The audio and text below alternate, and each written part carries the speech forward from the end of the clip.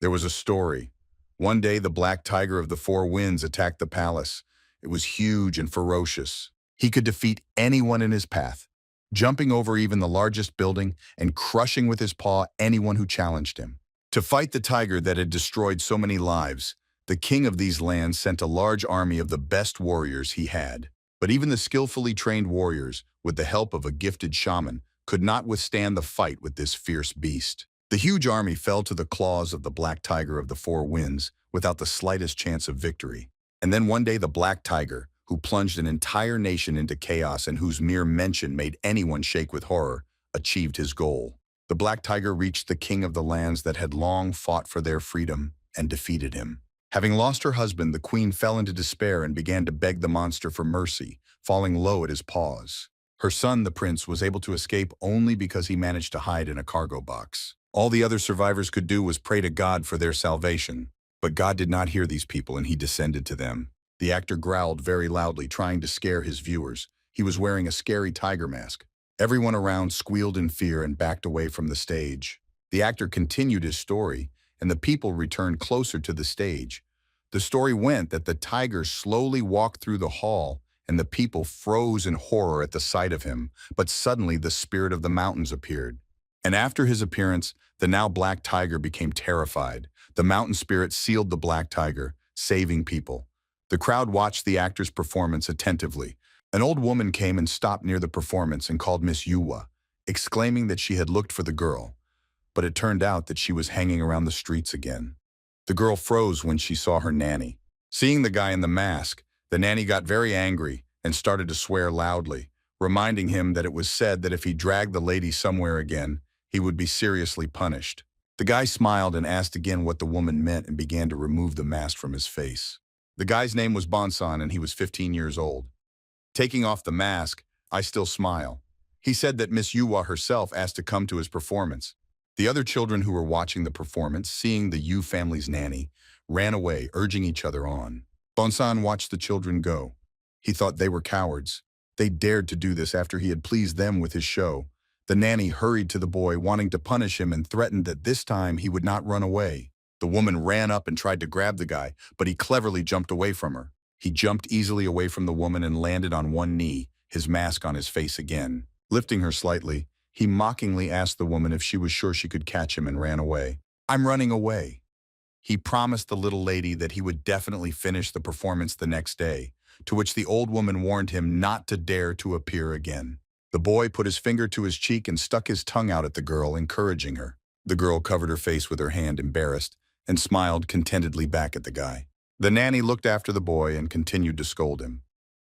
A busy man did not come up and overheard her grumbling for a short time. Put it in her hand on her shoulder. He asked not to be so cruel to that boy. The woman did not know what to do with him in another case and looked at the man with a stern look. The man said that several years ago, a gang of thieves had killed the boy's mother, leaving him an orphan. And recently he had been picked up by an old man living in the mountains, and they had barely made ends meet thanks to performances alone. The woman showed no compassion for the boy's story, surprised that someone had picked him up, and assured that she didn't care about his tragedy as long as he dragged Miss Yuwa away time after time. The nanny told the man that this guy was bothering Madame Yu and the elders a lot. The little lady listened to the adults' conversations and looked after her friend, and was surprised hearing his story for the first time. Bonson had been home for a long time. The sky above his head was softly blue with fluffy white clouds. The forest around him sang its songs. The old man who had given shelter to the boy sat on the threshold of the house and took a mask made of wood in his hands. He watched the boy who diligently carried out the work given to him on a huge stump near the hut. The old man broke the mask into two parts. Holding the parts of the mask in his hands, he asked the boy to repeat his work again. Bonson asked the master to take a break so that instead of making masks, he could teach him a new dance. On that stump, he was making masks and was already very tired from carving wood. The master, having placed the fragments of the mask on a pile, asked the boy how he could show the dance of the masks without masks, explaining that if the power of the mask was not awakened, it was not yet time for the performance. The boy announced that he had a mask that he wanted to keep secret from the master. The old man looked questioningly at the boy, watching him rummage through his bag. The boy turned to his master, smiled slyly, and, with a flash of his eyes, announced that he was presenting him with a terrifying monster or an amber monster. He took his mask out of his bag and showed it to the master, calling it the mask of the Black Tiger of the Four Winds. The old man took the mask in his hands and brought it closer to his face, examining it carefully and thinking about something. Having studied it, he told the guy that creating a good mask will not immediately result in a good dance, and it will not be possible to dance well a story about something you know little about. He began to explain to the boy that a good dance would be achieved if it was close to the dancer himself, and a good mask was modest and close to its creator, and the creation of the great mask was a matter of experience and many years of painstaking work. Bonson frowned, asking if the old man wanted a simple mask, and emphasized that it was not cool at all. The master groaned from the pain in his back and explained to the boy that simple things contain great power. The boy raised his head and looked at the old man and noticed that he always avoided answering with complicated speeches. The boy sat down and propped his cheek on his hand. He asked his mentor if he meant that a good mask was needed, and then he looked at the old man and told him that he had become very weak lately. And after a brief hesitation, Sauce concluded that the old man was simply tired of teaching him, remembering their conversations. The old man turned away and, calling the guy a degenerate, furrowed his brows. His hands shook as he leaned on his cane and tried to rise. Bonson looked at the master with alarm, not knowing what to expect from him at that moment. The old man stood up and threw the boy from the threshold into the street, telling him to get lost if he thought he was so smart. The boy groaned as he rolled to the ground. He quickly ran into the depths of the grove, only looking back at the angry old man. The old man could barely stand on his feet, even with his cane.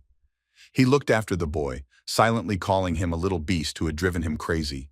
The sun sank below the horizon. The sky was painted a grayish-orange and was about to turn black. Bonson walked along the forest path, his hands behind his head, thinking about how he had almost gotten himself into deep trouble.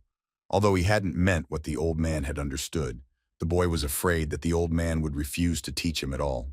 In that case, he understood that he would have to learn on his own, but he knew in advance that he would quickly give up. Suddenly, the guy heard some strange sounds and he saw a light far away from behind the trees. The boy hurried to that place, unable to resist his curiosity to see what was causing such a strange sound. He climbed over the bushes and opened his mouth at what he saw. A dead deer lay in the clearing, already covered in its own blood. There were deep, large wounds on its neck. The guy was very scared and shocked by this sight, but decided to come closer. Coming closer, he saw the whole picture and was convinced that it was indeed a deer. Out of fear, he backed away slightly but did not run away. Seeing the wounds on the animal, he was very puzzled by the fact that a huge beast could be roaming around. He did not understand who and how could kill a deer, because these animals were very fast. Suddenly, a small fawn ran out of the bushes and ran up to its dead mother. Bonson froze, watching the animal, and afraid to scare it. The boy looked into the eyes of this cub. He was very scared, and from his pitiful look it was clear that he understood what had happened to his mother. The boy couldn't take his eyes off the little deer. His face was frowning with worry. The boy immediately remembered the worst day of his life. Then he sat, all stained with blood, and tears streamed down his face from his eyes. He held his wounded mother in his arms. An arrow was stuck in her chest and everything around was covered in her blood. She whispered his name and called him tenderly. With her last strength, she begged him not to grieve over her. He remembered her voice and how her gaze froze forever. He called her and the tears ran even faster down his cheeks, obscuring everything before his eyes. His mother did not answer him anymore. And then he saw a little fawn in front of him, who was poking his nose at his dead mother. He was licking her, hoping to bring her to her senses. Bonson saw himself in this cub and his heart sank with pain and pity. He reached out his hand to the fawn. The baby wasn't scared and let himself be petted. He looked at the boy with extremely sad eyes, seeking protection and help. Tears welled up in Bonson's eyes and barely held onto his eyelashes to keep from rolling down his cheek. He looked into the baby's eyes, not daring to look away. The boy froze, paralyzed by this pain from his past and the pain in the eyes of this cub. At that moment, they were as one, two souls connected by one tragedy. It was already deep night. The whole area was illuminated by a huge silver moon, having billions of stars as assistants. Bonson took special care to create a new mask. He peeled off layer after layer, giving the piece of wood a special shape. He reminded himself that the best materials for the mask were always nearby and he just needed to look around. Splinters flew around the guy in different directions. Having given the desired shape, he smoothed out all the unevenness, carefully sanding the surface, then covered it with paint. Even the simplest things served to create something new. He was creating a new mask, and the little deer stood next to him and watched his work. He did not run away from the guy, because he was the only hope for salvation. Bonson was quite tired, but he finally finished making the mask. The fawn looked with curiosity at the product that his savior held in his hands. Bonson made a deer mask and looked at it and was very pleased, because it turned out exactly what he wanted. Having finished, the boy hurried home. He walked along the same forest path because there was no other way to the hut. He carried the fawn in his arms and tried to calm it down, saying that they were together now and that the master would definitely let him in. He named the fawn Danby. The boy did not look in front of him at all, but only at his new friend. The kid was very scared, and Bonson did not stop talking to him kindly and assuring him that he would not hurt him. Suddenly looking down at his feet, he noticed that the ground in front of him was stained with blood. He leaned down slightly to take a closer look. Right in front of him appeared a huge muzzle with a terrible grin. The beast looked at the boy. For him, he was just a human son. Bonson moved his gaze forward and saw a huge clawed paw, which was covered in blood and was staining everything around it. Bonson was paralyzed with fear. Cold sweat appeared on his face and his gaze was fixed on one point. His body didn't obey, and he couldn't bring himself to raise his gaze higher to see what was standing in front of him. He tried to reduce everything he had seen that evening to one picture. He saw marks on Danby's mother's neck from large island teeth, and the thought of a huge beast that could be roaming nearby returned. Bonson slowly slid his eyes upward. The beast had fur as dark as night and thick as a mound of stars in the night sky. Raising his eyes higher, he met the gaze of the beast. It was flashing its blood-red eyes in the darkness. The boy couldn't believe himself. In front of him stood a huge tiger, the same one from the story he had entertained the local kids with. He looked at the huge monster and hugged Danby tighter. The beast was dozens of times bigger than the boy, and its breath knocked him off his feet. The predator leaned slightly towards the boy and, through a growl, asked the boy if he knew where Bainacha was. Bonson looked at the beast, lost in fear. He could not understand where the black tiger appeared in front of him from and what it was talking about. And suddenly he realized that the tiger standing in front of him was actually talking. The beast growled and, making his grin sharper, was outraged by the boy's silence and demanded an answer. Danby, shrouded in fear of the predator, tried to escape from Bonson's hands, twisting and turning in various ways. And finally, the fawn jumped out of the boy's hands and galloped as fast as it could, running away from its fear. The boy was worried. He called the fawn, trying to stop it, and the tiger, standing up and waving his paw, addressed the guy and demanded to answer his questions. Bonson turned around and looked at the tiger, who was becoming more and more angry with each passing second. The boy clutched the deer mask tighter in his hand, and only when the beast hit the ground with his paw, causing it to tremble, Bonson put the mask on his face and jumped away from him. The monster's claws dug into the ground and left deep furrows in the soil. Bonson was surprised but glad that he managed to dodge the blow so deftly. But he was more surprised by how he managed to put on the mask without even noticing it. It happened spontaneously and very quickly. He felt a strange feeling. The boy felt an incredible lightness in his body and did a backflip, moving away from the tiger. He made another jump, and then another. They came to him with incredible ease. The guy was overwhelmed by the feeling that, by putting on this mask, he himself seemed to have become a deer. His movements were graceful and light, and really resembled the movements of a deer. He began to suspect that perhaps this was the true power of the mask that the master had told him about. Looking at the tiger, Bonson realized that all this was true and began to guess that the old man was somewhere nearby. The tiger did not calm down. He swung his paw, trying to reach the boy, but he managed to avoid every blow. The tiger demanded to know where Bainacha was, but the boy had no idea what the beast wanted from him and didn't know what Bainacha was. He just tried to dodge the beast because there was no chance to escape yet. The guy was able to jump high and land softly back, escaping the clutches of the beast. His body felt lighter, but he felt himself slowing down and wasn't sure he could hold out for long. The boy waited for an opportunity to escape, but for now the beast did not lose its vigilance. Bonson watched every move of the monster through his mask, beads of sweat running down his face. The beast was so strong and ferocious that the boy doubted that there would be any chance to escape at all. He growled loudly and bared his sharp teeth threateningly.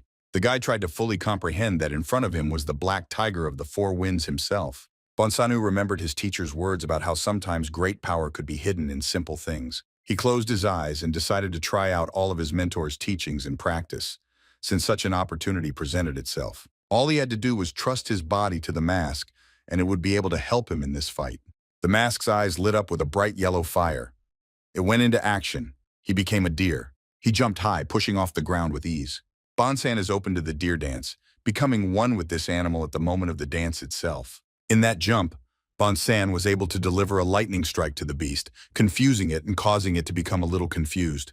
The guy's leg, having made its way through the sad, dark fur of the beast, reached the ribs. Bonson noted that he was able to give in to the mask and make his body move on its own.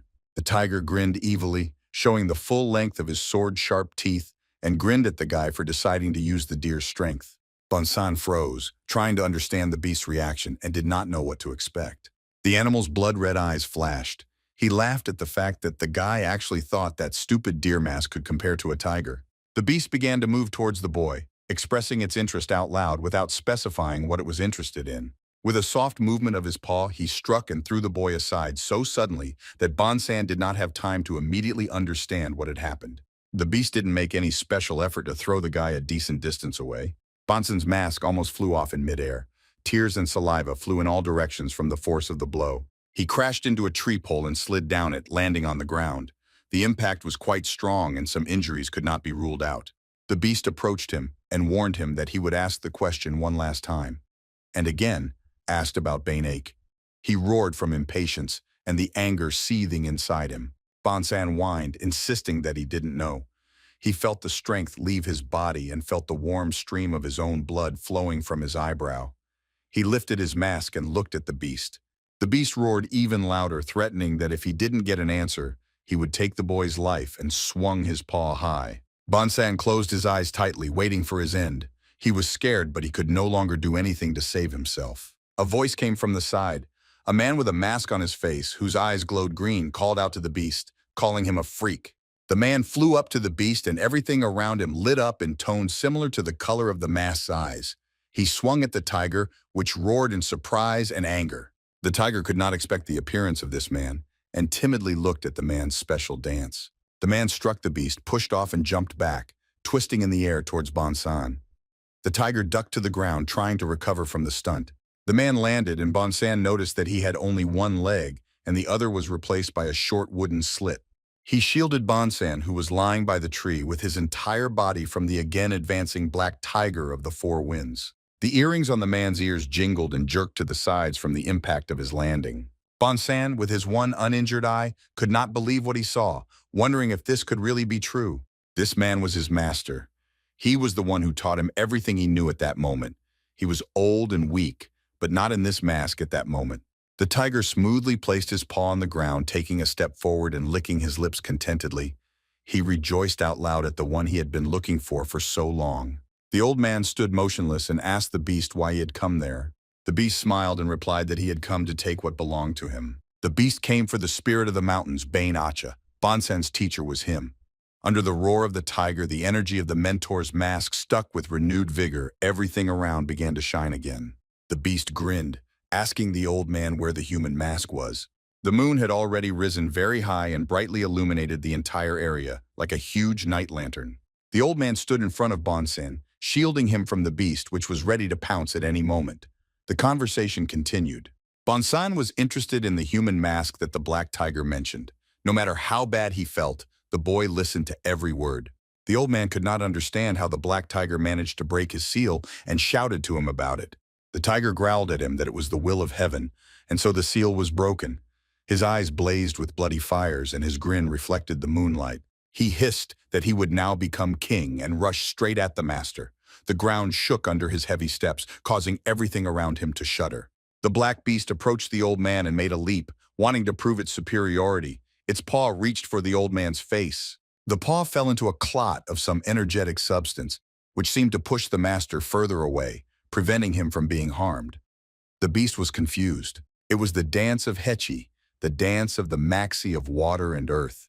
The beast fell into the phenomenon of the dance, which was represented by circles of water.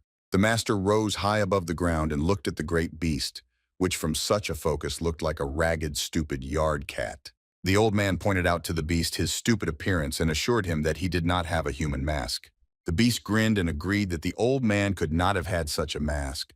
He looked up at the old man for a moment, after which he pushed off sharply and jumped upward, Jumping towards the old man, he, completely confident in his guess, said that he must have had a map and showed all his teeth in a bloodthirsty smile.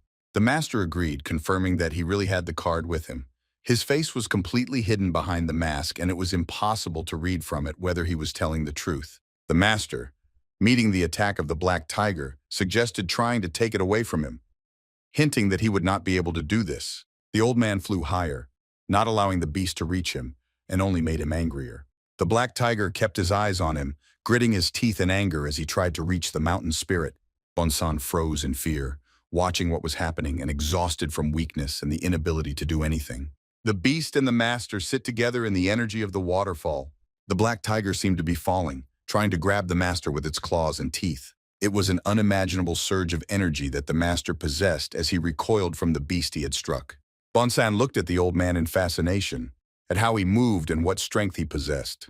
He saw his master in front of him and could not believe that he was seeing him. He considered him weak, arrogant, and boring, but he was very wrong. Clouds filled the sky as the two tried to strike each other down. The black tiger stepped out with one paw from the clouds of dust and called out to the old man once again. Blood was dripping from the beast's wounds. He arched, advancing again.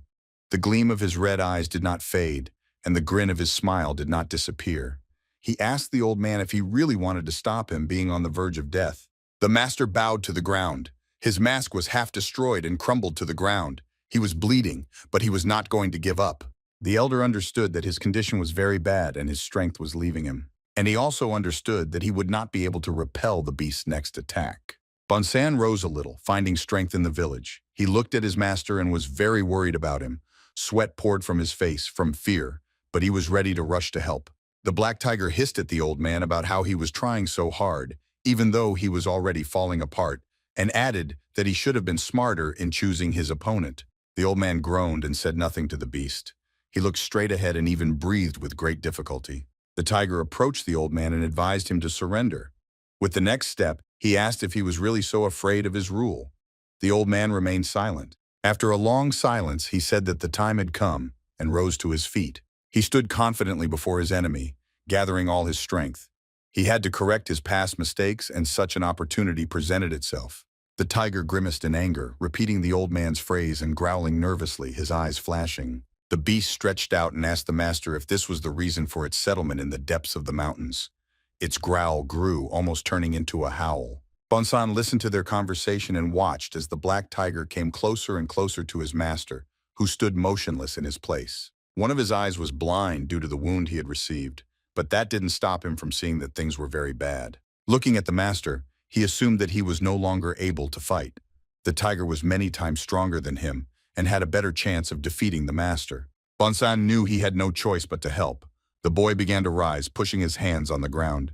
The guy was weak and also received many wounds in the fight with the beast, but he had to save the master from death, and this gave him energy. He looked at the tiger, who was expressing that he did not understand what was in this remote area that the old man had settled here, and he saw that the beast was also running out of breath. Bonson's pain subsided a little, and lowering the deer mask onto his face, he decided to at least try.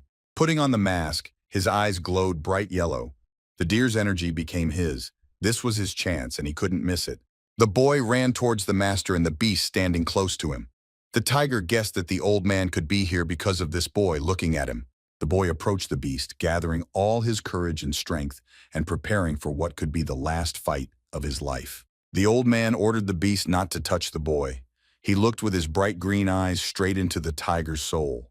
The tiger turned to the old man, hearing what was said and calculating his weakness.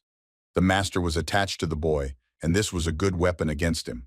The beast and the old man looked into each other's eyes. The beast managed to manipulate, promising that he would not touch the boy only if the old man gave him the card he needed, but if not, then it would be bad. Saying that he had no more choice, the black tiger of the four winds jumped at Bonson, who was running towards him. The boy froze with his gaze on the monster rushing towards him. The old man turned his head, following the tiger's jump, and looked at him with a piercing gaze. And two forces collided together, the force of evil, blood, and revenge. On the other side is the power of light, earth, nature. It radiated light, and the other absorbed everything in darkness. In the fight, they looked into each other's eyes, not breaking this contact for a moment. Everything around the tiger was saturated with hatred and malice.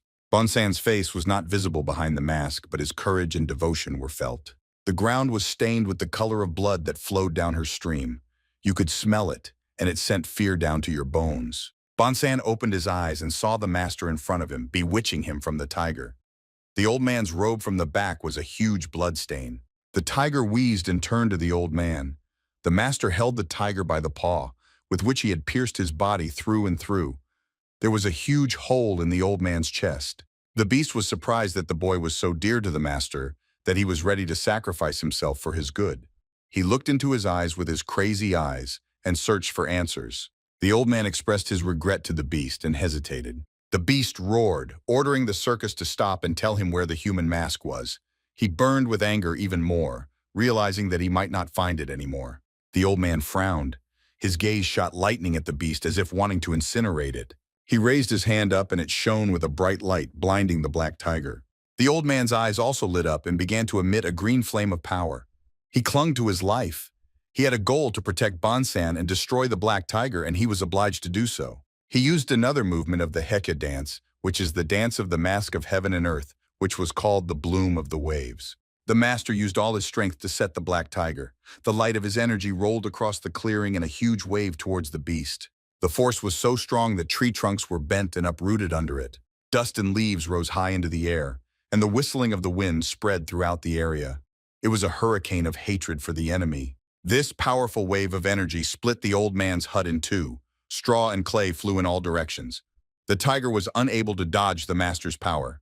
The master was radiating light. Even the hole in his chest from the animal's paw seemed like a bright sphere, not a mortal wound. He had met the beast and slain it, and he knew that these were the last seconds of his life. The master croaked, turning to Bonsan, that he still had a little time, which the old man had bought for him with his sacrifice. His legs were shaking. Barely holding the old man up, he began to back away, trying to maintain his balance and stand. But he had no strength, and the master fell to the ground. He braced himself with his hands, not allowing himself to give in so quickly. The strength left him, the light went out. Blood flowed like a stream from the wound in his body. Bonson looked at the master completely confused, although it was not visible behind his mask.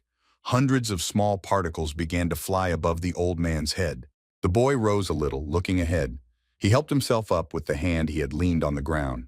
Bright blue particles began to fall on him. They fell on his legs, on his clothes. They were everywhere. Bonsan realized what this meant. He was breathing heavily due to the shock he was experiencing. He reached up to remove the mask from his face. He screamed and, taking off his mask, rushed towards his master. Lakes of tears appeared in his eyes, ready to flow down his cheeks in streams. He was transported back to his past again.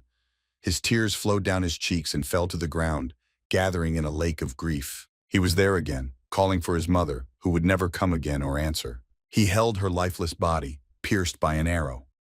He had lost the person closest to him and felt like the loneliest person in the world.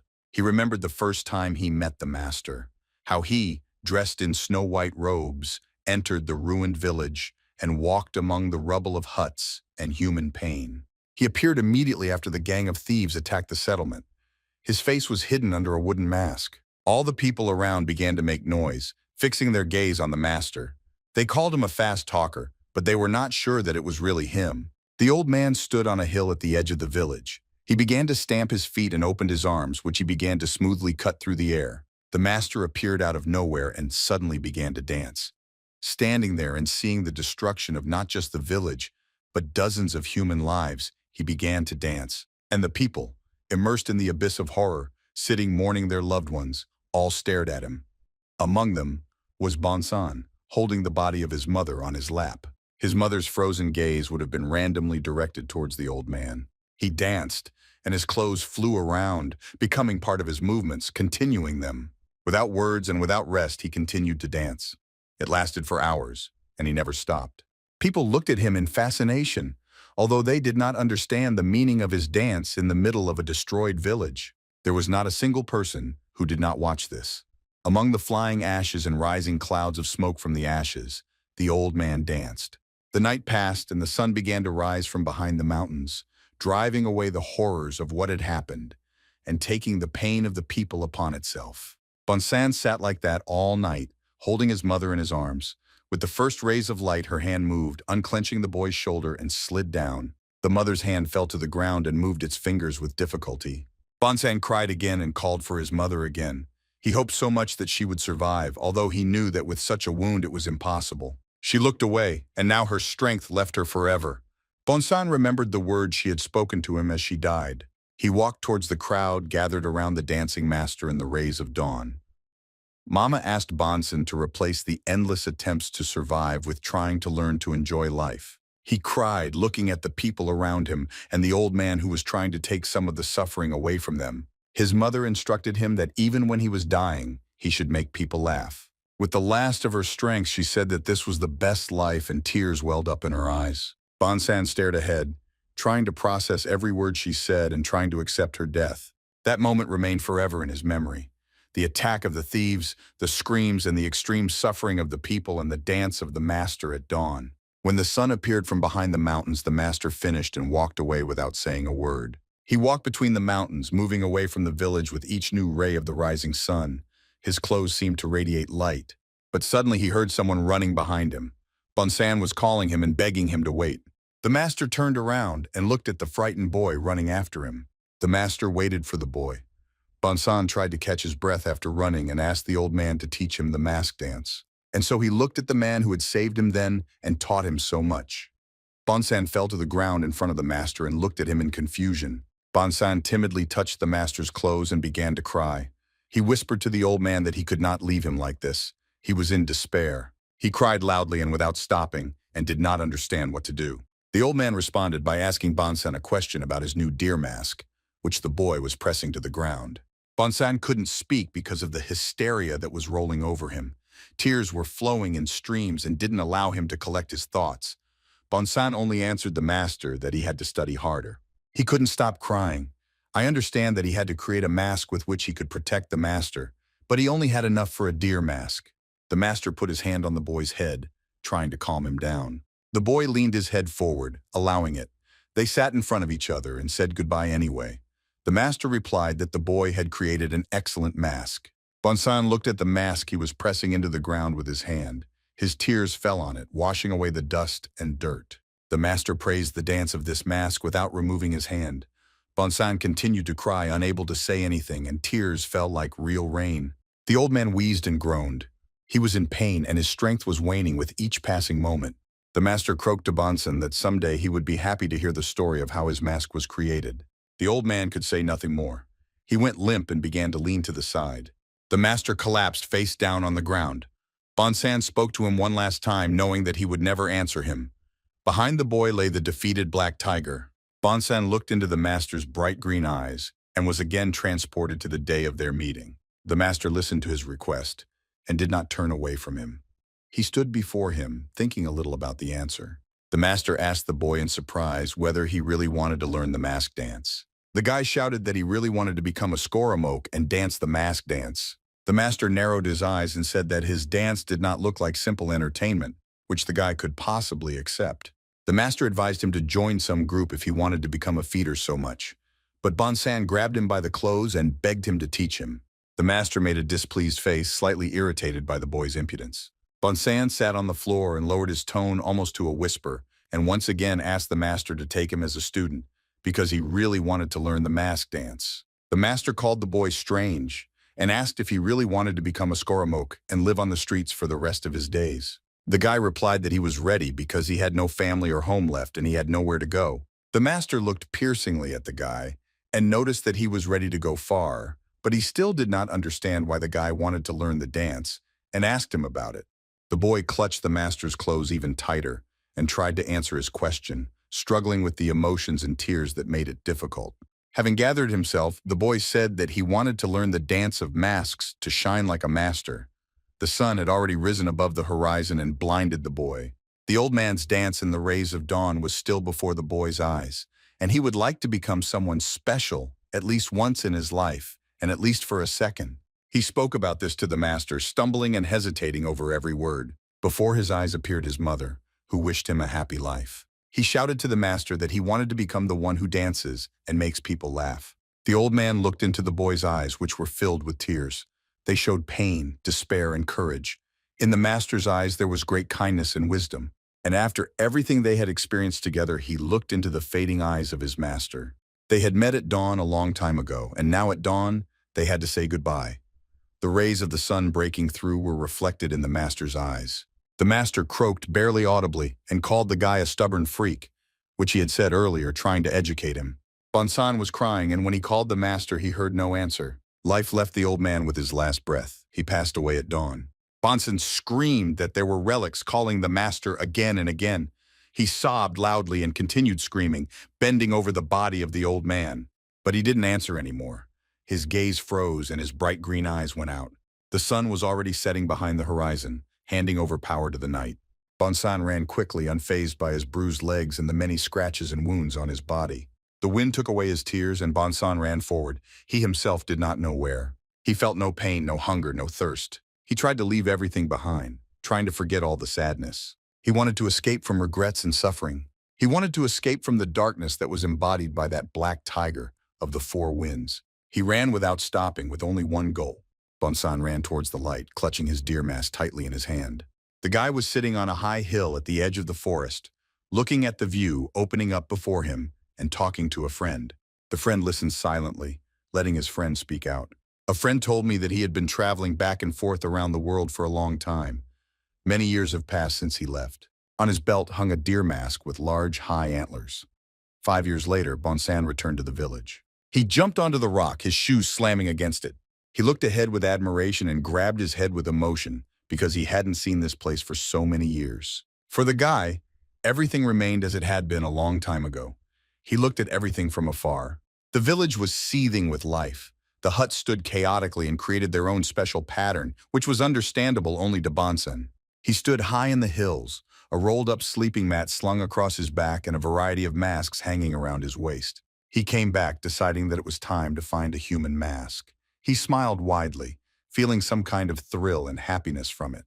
The man was telling the latest news. The beast had claws like steel blades. He had erect ears and plum blossom-like spots. He was definitely sure that this beast was a tiger, which was now posing a great danger to the village. His interlocutor laughed loudly, leaning back, not believing his friend that a tiger could live in their mountains, and considered it nonsense. The friend was indignant and assured that he could not have been mistaken, and clearly heard that 2 people had suffered at the paws of this beast the previous night. And he continued to convince his friend that it was true because people were locking their doors in horror, and advised his friend to run away right after lunch. The boy heard their entire conversation. He picked up the bowl of food and drank his soup down in one gulp. Then he slammed the bowl down on the table, exclaiming how delicious it was. The soup splashed a little across the table from the impact. The guy wiped his face with his palm, noting that he hadn't eaten so well in a very long time. Having finished his dinner, he decided that now was the time to dance. He smiled contentedly in anticipation of another adventure. Bonson put on a deer mask. Coming out onto the road and walking a little, he stopped and chuckled in surprise. In front of him was a market, many market stalls with various goods. Everything was laid out in its place and ready for sale. Walking deeper into the market, Bonson was even more surprised because there was not a single merchant there, not to mention any buyers. A child's voice was heard from behind saying that all the people had run away. Bonson turned to the child without removing his mask. In front of him stood a small boy, wearing a makeshift suit of armor and using a bamboo stick as a walking stick. The boy explained to Bonson that a man-eating tiger had appeared in the area.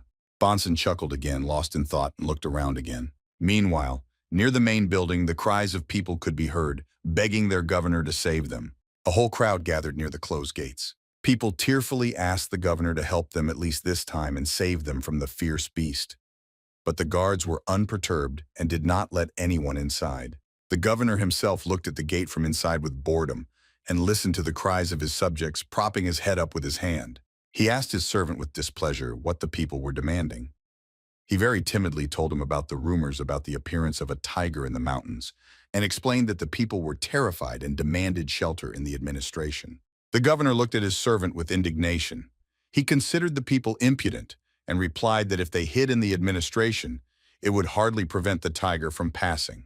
He heard dozens of people outside the gates begging him for help, but the governor thought that a couple of deaths meant nothing. The governor leaned back in his chair and asked his servant to write down everyone at the gate so that he could deal with them later.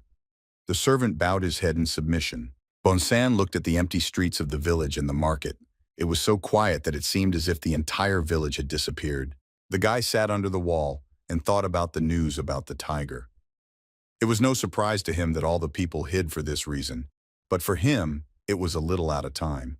The boy who told him about this was standing nearby, and Bonson turned his head towards him and asked what he was doing here and why he didn't hide with the others. The boy grabbed his bamboo stick with both hands and firmly said that he would not run away because he wanted to catch the tiger. Bonson looked at him questioningly. He was very small and could hardly fight a huge tiger alone, but he had enough courage. The boy shouted very loudly at Bonson, ordering him not to underestimate him. The boy continued to shout about catching a real tiger and becoming a tiger hunter. Bonson covered his ears, reducing the volume of the boy's shouting.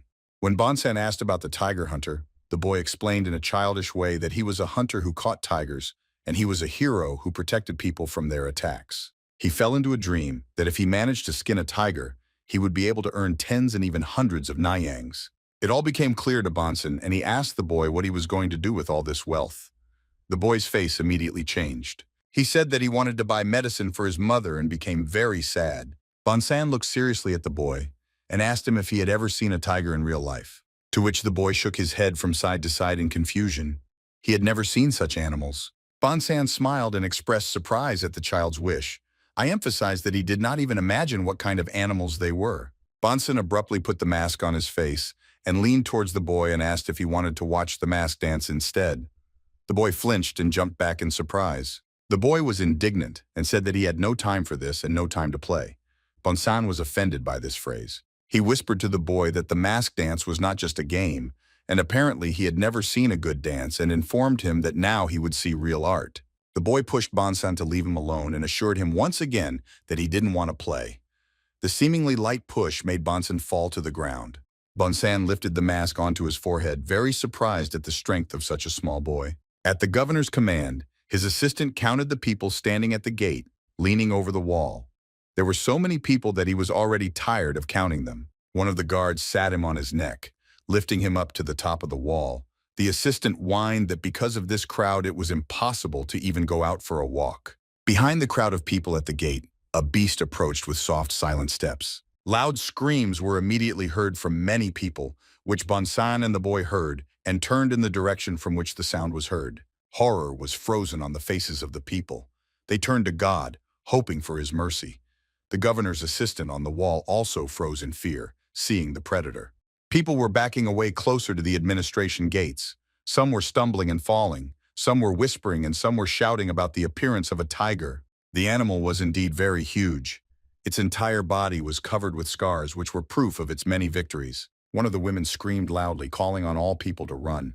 The governor's assistant, watching what was happening on the roof, cursed under his breath. He shouted at the people and began to be indignant at their behavior. He ordered them not to run away from the beast, but to beat it, and promised that they would receive a reward for the skin they took off and brought to the governor.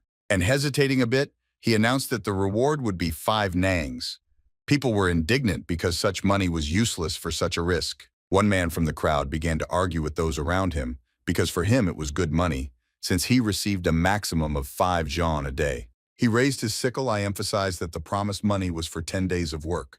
Someone from the crowd recognized him.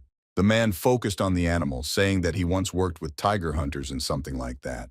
Having examined the beast, the man noticed that the pattern on its skin looked like plum blossoms. So it was not a tiger, but a leopard, and assumed that, judging by its wounds, it had been attacked by a much larger beast. The man said that 4 or 5 of them would be able to cope with the beast, and several men joined him. He commanded that in threes they all together had to attack the animal. The man met the predator's gaze and began his count. The leopard licked his lips in anticipation of the upcoming dinner. On the count of 3, blood splashed down and a deafening scream. It all happened so fast that no one had time to react. Some of the men suddenly became covered in deep bleeding wounds and groaned loudly in pain and fear. The leopard landed softly on its paws. He easily jumped over the crowd and found himself on the other side. He growled and bared his teeth viciously. The people looked with open mouths in horror at the monster that came from the forest. He growled incessantly, warning of his intentions. The entire crowd ran away from the predator with loud screams, pushing each other in panic. The governor's assistant continued to watch what was happening from the roof, and seeing that people were starting to run away from the square, He began to shout at them to return immediately. People rushed from side to side, trying to find shelter and avoid meeting the leopard. Pushing his way through the crowd, in the direction from which everyone had run, the boy ran straight towards the predator. Fighting his fear, the boy stopped, and grabbing his bamboo stick, which served as his weapon, looked at the beast. The tiger was tearing apart the body of its prey, and watching this, the boy wanted to catch the killer and deal with him. He took the stick in one hand, swung it like a spear, convincing himself that he could definitely handle it. Looking at the bloody face of the leopard, he wanted to become a tiger hunter even more. This desire was much stronger than his fear. The boy looked his fear straight in the eye. And despite the fact that the beast was several times bigger and stronger than him, he was confident in his decision. The leopard quickly noticed the boy looking at him and licked his lips as he took a step towards him. The boy's face twisted in fear, but he did not think of running away. The leopard deftly pushed off the ground and jumped straight at the boy. He froze in fear and could not move, simply looking at the attacking animal. Tears appeared in his eyes and he closed them tightly. Suddenly, someone grabbed him and carried him away. His woven cloak flew off and immediately fell to pieces. Another moment and the cloak could have been the boy himself, torn apart by the leopard's claws. The leopard landed and growled again in displeasure. A column of dust rose into the sky around him. The boy did not open his eyes and crossed his arms in front of him, defending himself. Tears were streaming from his eyes. There was no blow, and the boy opened one eye and saw his torn cloak and was very surprised. Bonson covered him and wore a mask. He covered the boy with his whole body and put his hand on his head and directed him where to look. The boy was sobbing and looking ahead in horror. Bonson asked the child to look and not turn away. Bonson whispered to the boy, asking him to admire the dance, and began to stand up, releasing him from his half-embrace. People began to make noise again, drawing each other's attention to the center of the square. Bonson stood up, pushed the boy towards the crowd, and walked forward himself. A leopard walked in front of him, as if deliberately teasing him. It spun and wagged its tail, growling and hissing loudly. All the people turned their gaze to Bonson. The horns of his mask rose high above his head, creating an incredible spectacle. The governor's assistant looked at the guy and was amazed that a skoromok had appeared in their village. The leopard turned to Bonson and bared his teeth, ready to attack. He was angered by the boy's courage and wanted to finish him off. Bonson pushed the boy away with his hand, who again jumped out of the crowd. He asked him to step aside and not interfere.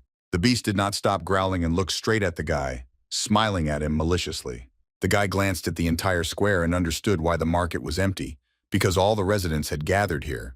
The leopard kept his eyes on Bonson and watched his movements. The guy was quite pleased that a lot of people had gathered around and began to unwind the bandages from his hands. The leopard licked his lips and waited for the right moment to attack. And then he suddenly jumped back and rushed at Bonson, who was waiting for this. The boy took hold of the bandages and prepared to begin the performance, and the eyes of his mask glowed a bright amber color. The deer dance began. With one movement, he unwound the bandages from his hands, which flew around him like snakes. Bonson jumped off the ground and danced a lightning-fast kick into the collarbone of the jumping leopard. The predator roared and flew back from the blow, its drool flying in sprays. The people opened their mouths and gasped in one voice. The governor's assistant was amazed by what was happening and did not think of climbing down from the wall yet.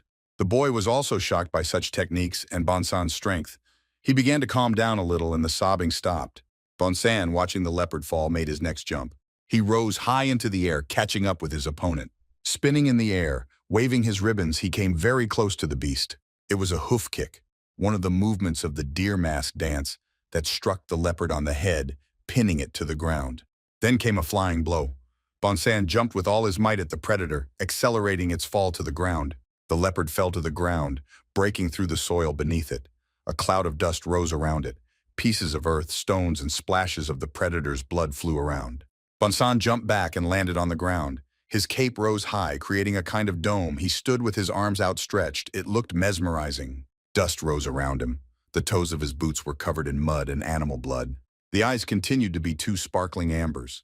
People crowded closer around the guy and looked now at him, now at the leopard that had fallen at his hands. A buzz of voices arose. No one believed their eyes. Whispers could be heard among people who were delighted with Bonson's deed. The leopard showed no signs of life. A bloody spot was spreading on its head. Its limp body was pressed to the ground. The leopard was dead. His eyes were rolled back, the pupils almost gone. The boy had won and saved the whole village. Laughter and enthusiastic cries were heard from the crowd, which were picked up and rolled out in a wave. People rejoiced at their salvation and the death of the tiger, which they believed to be a leopard according to rumors. They laughed loudly and smiled. Both men and women cried with happiness. The people began to jump for joy and dance with each other, celebrating the salvation of their lives. The boy approached Bonson. Tears were welling up in his eyes again. He stuttered with emotion as he tried to talk to him. The boy thought that Bonson was lying to him, but now he saw the truth of his words with his own eyes. Bonson told the boy that it could not be otherwise. Bonson lifted his mask and asked the boy what he thought of the mask dance, and smiled slightly. Taking off his mask completely, Bonson smiled even wider and asked the boy if the performance was fun. The boy stuttered and asked the guy if it was really a mask dance. He was no longer crying, the tears were drying on his cheeks, and a smile was appearing on his face. Bonson nodded affirmatively and asked the boy if he knew what was special about the mask dance. He looked around and replied that the mask dance made everyone laugh. Indeed, all the people around were happy and laughed loudly from their happiness. Bonson smiled again and turned to the boy and asked him to confirm the happiness of the people around him. The boy smiled and nodded, agreeing with Bonson. There was not a single person among the villagers who did not laugh at that moment and did not feel immeasurable happiness. A raven was flying over the square where people were having fun. It circled over the village, watching what was happening. Having explored everything, the bird began to move away from the square and flew beyond the village. The raven flew over the forest, carrying with it all the news that had been brought out. He flew over the mountains, his wings spread wide and giving in to the wind. He hovered for a long time over the lands on his way back, and having reached the place, he sat down on the hands of his master, who was waiting for him. The owner of the raven was in a portable carriage carried by 4 servants. When he met the raven, he pulled his hand back, taking the bird inside. The raven sat down in his place and they continued riding in silence. A man's cry was heard behind him. He was running quickly and calling for his master. The running man called out to Mr. Tiger Hunter. The gentleman froze, hearing the cry of the scout catching up with him, and waited for news. Having run up and stopped, he immediately reported that the leopard had escaped from Mount Huayan and had been captured. The gentleman, without turning around, waited a short pause and asked the scout if he meant that the leopard had been killed. Sweat came out on his face. The news he brought was not positive, and he hesitated with his answer. And having gathered himself, he replied that the leopard had been seized by a scamp. The gentleman's eyes flashed with rage. He turned very slowly towards the scout. His breathing was heavy with anger. Turning around, the gentleman asked the scout again whether he had heard for sure that they were talking about the skoromak. He was sitting on top of a huge tiger. The animal's tongue was hanging out, and he was torn apart by wounds and stained with blood. He had lost his life at the hands of a hunter. Bonson was transported back to the day of his master's death. He was kneeling before the dying old man, and behind him lay a monster, defeated by a huge sacrifice. Bonson cried bitterly, looking at his master, and quietly called him, almost in a whisper. The old man lay with his eyes closed and died. At one point, the old man whispered Bonson's name and asked him to listen carefully to what he had to say. He spoke with great difficulty. The boy looked at him and tears streamed down his face like wild mountain streams. The old man said that now he was left on his own. Bonson remembered running forward as fast as he could, not really looking where he was going. He ran all day from dawn to sunset. He had hurt all his legs that day, but he didn't dare stop, ignoring the pain. Tears flew down his face in the wind as he carried out his master's last request. He ran as far as he could until the black tiger woke up. The old man told the boy to find a human mask, and so Bonson stood near the governor's office. His earrings swung from side to side as he walked. The governor and his assistant stood at the threshold of the administration building and examined the already collected leopard skin, which now served as a carpet. The aide congratulated the governor on his victory over the animal. The governor himself asked whether he had reported the incident to high-ranking officials. The aide replied that he had sent them a letter. A man from the security came into the room and bowed to let it be known that he had a notice. The governor barked discontentedly, ordering it to be laid out quickly, since he was conducting an important discussion about that information. The guard chuckled and looked to the side, preparing his answer. Bonson entered the hall. He was introduced as a buffoon who killed a tiger. A couple of security guards stood between the guy and the governor, not allowing him to get close to the manager. Bonson smiled and greeted the governor. The governor glanced at the boy and asked his assistant if that same buffoon was in front of them and noticed the unusualness of the boy's eyes. The assistant confirmed that the guy was indeed a buffoon. The governor grabbed his beard and said that he looked very suspicious and was puzzled by the question of how the guy could defeat the tiger. In one corner of the village, a boy was telling the locals about Bonson's victory and describing how he had struck the beast with the speed of lightning. The boy actively gesticulated and very emotionally told the crowd around him how quickly Bonson was able to knock down the tiger. One old man from the crowd grinned, not believing the boy, and shouted to him from the crowd, wanting to make sure the story was true. The boy was outraged by the old man's distrust, but assured him that it was true and that he had seen it with his own eyes. Several people responded from the crowd, assuring the old man that they had seen it too. A male friend in the crowd was watching the guy at that time and thought for a while. He turned around and addressed the woman, calling her the nanny, and asked if the guy seemed familiar to her. The old woman raised one eyebrow and asked what he meant, since they had never seen anyone like him. The man drawled, choosing his words. He reminded the nanny of a boy who, a long time ago, always danced in his masks and put on performances. He, calling him a clown, reminded him that he was always running away from the nanny and they couldn't catch him and punish him. The nanny remembered Bonson, but answered in fear that this could not be, because he had died 5 years ago, and only rotten boards remained of his hut. The man noted that the boy's body had never been found. The nanny disagreed, saying that he should have grown up over the years and there was no reason for him to return. 5 nyangs strung on a rope fell to the ground and made a loud ringing sound. The governor sat with an important air on his throne and said that the boy could take his promised 5 nyangs for the job. Bonson was delighted with such a large amount of money and fell to his knees on the ground looking at the coins. Raising his eyes to the governor, he decided to ask him a question. He remained sitting on his knees and asked the governor if he could ask him for something other than money as a reward. The governor laughed at the fact that the street beggar refused 5 whole nyangs and ordered the guy to tell him what he wanted, if not money. The young man replied that there was nothing special in his request. And looking at the disgusting face of the manager, Bonson replied that he wanted to receive the governor's necklace. The governor opened his mouth at such an insult. His assistant started shouting at the guy that he had fallen out of his mind for daring to ask for the governor's things. Bonson was sent away and kicked out of the administration hall. The boy fell onto the stone path leading to the doors to the hall and muttered that it was very rude of them. Bonson stood up and sat down and shouted back that they could have simply said that they were not ready to give up the necklace and there was no need to throw it out of the yard. Having immediately calmed down and come to his senses, the guy chuckled and thought. He quickly realized that nothing would have changed if they had simply refused him.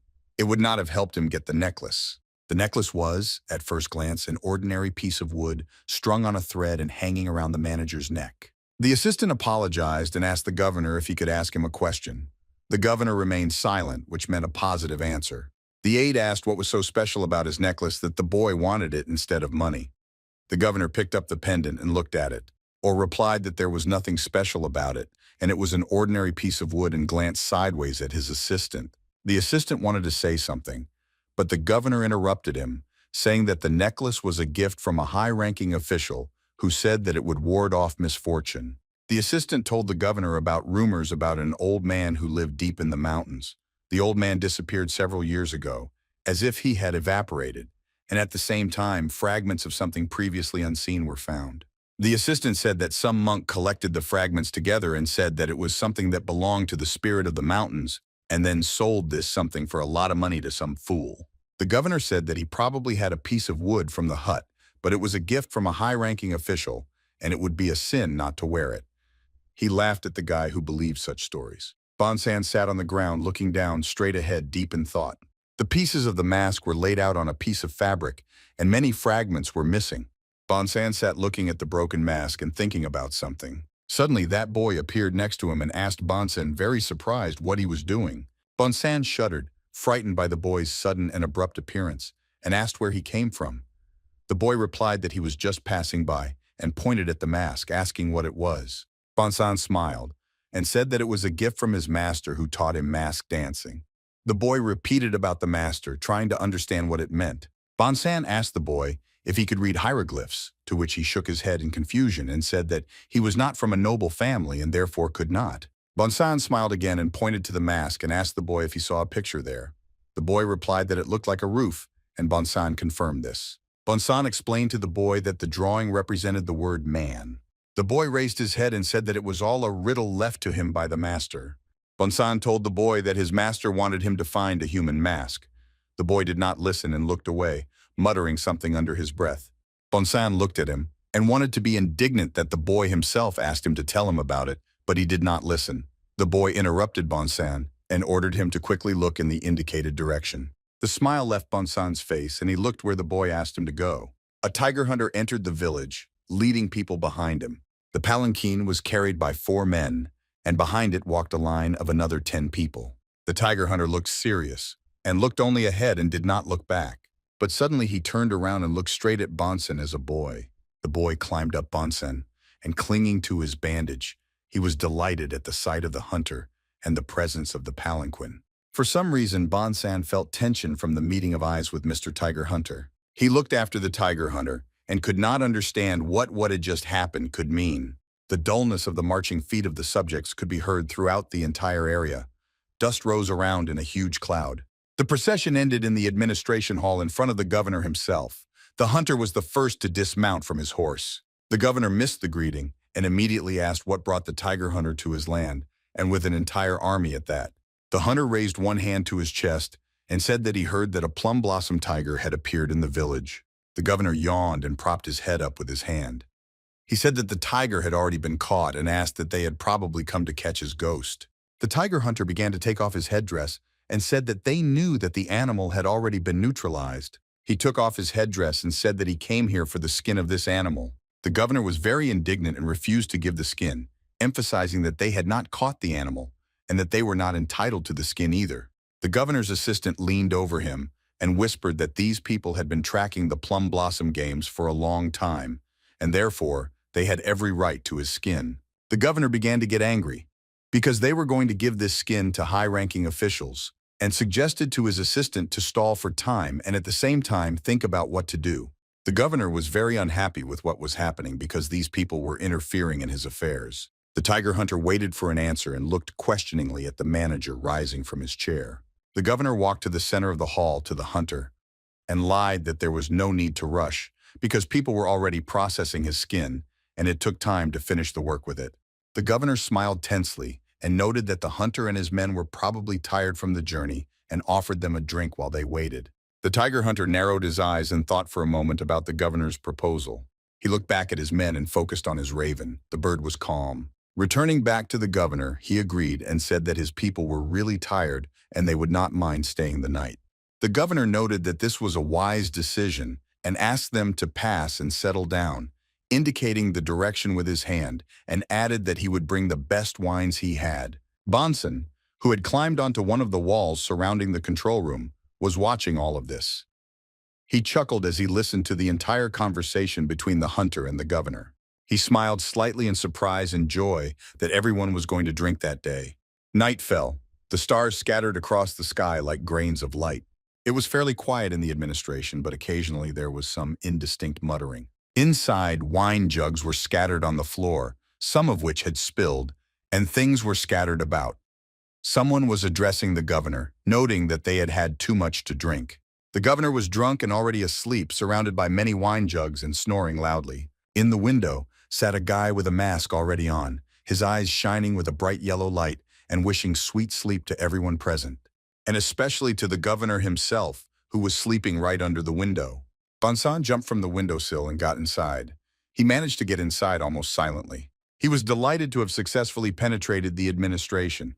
He had a monkey mask on his face. Bonson put her hand under her cloak. There was something else there, and whispered to the governor if he remembered how he had thrown him out like a dog that day. Bonson stood over the governor and swung the blade sharply right at his throat. It was a very sharp and precise movement. In his hand was a small blade, which could easily be hidden under his cloak. It was sharp enough, but that night it was only needed to cut the rope around the governor's neck. Bonson tore the necklace from his neck. The piece of wood was part of a mask he was assembling. He carefully picked it up from the manager's chest and placed it on his palm, examining it. He was very glad to receive it, even in this way. Bonson put his hand in his pocket and examined another fragment of the mask. Suddenly, a man appeared behind him and swung a sword at him. Bonson heard someone's presence behind him and turned around abruptly. Seeing the man, he shuddered in surprise. Bonson rushed towards the exit of the administration building with lightning speed. With the agility of a monkey, which his mask gave him, he galloped across the yard. From his next jump, he landed on his hand and cried out in pain. He stopped and, without getting up, watched the man who attacked him. It was the tiger hunter. As he left the hall, he noticed how precise Bonson's movements were and that he was able to catch the tiger without just luck. Bonson stood still and watched as the tiger hunter walked down the steps into the courtyard. I went down, and the hunter said that Bonson didn't look like the one rumored to be there. And then he asked Bonson if he was wearing a deer mask that time, to which the guy laughed and raised his head. The tiger hunter looked at the boy, and his face changed when he saw the monkey mask. He realized that the boy was a buffoon.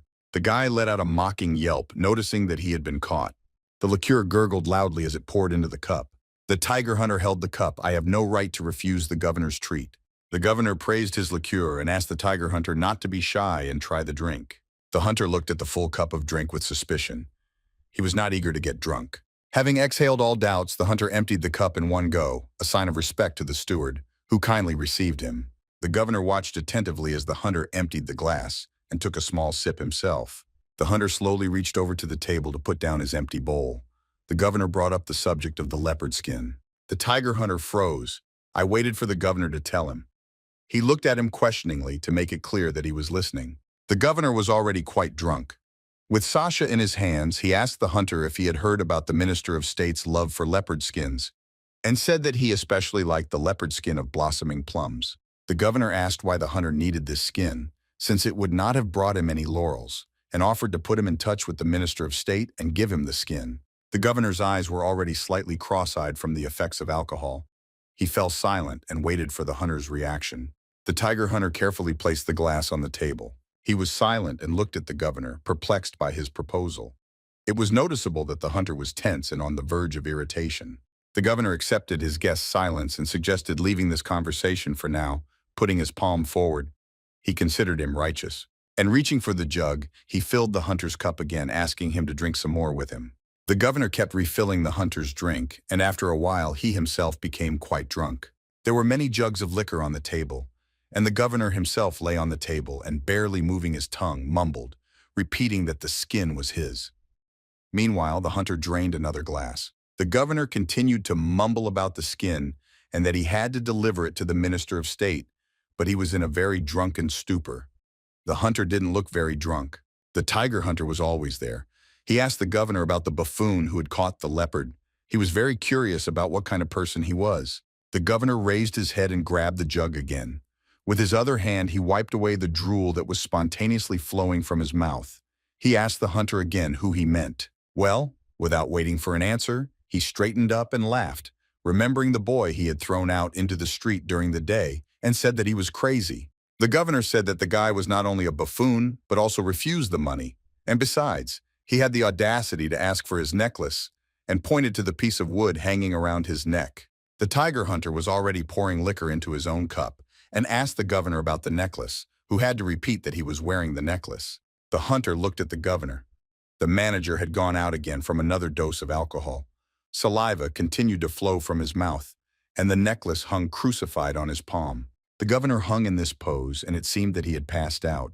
The hunter was riveted with his gaze only to the necklace. He looked closely at the piece of wood hanging on a thread, and it interested him very much. The hunter reached across the table towards the necklace. He took the piece of wood with several fingers, feeling it and examining it more closely. The hunter narrowed his eyes. This thing seemed very familiar to him, and he began to guess what this fragment was. The candle standing in a candlestick on the table suddenly went out, and only a thin stream of smoke from it began to disperse throughout the hall.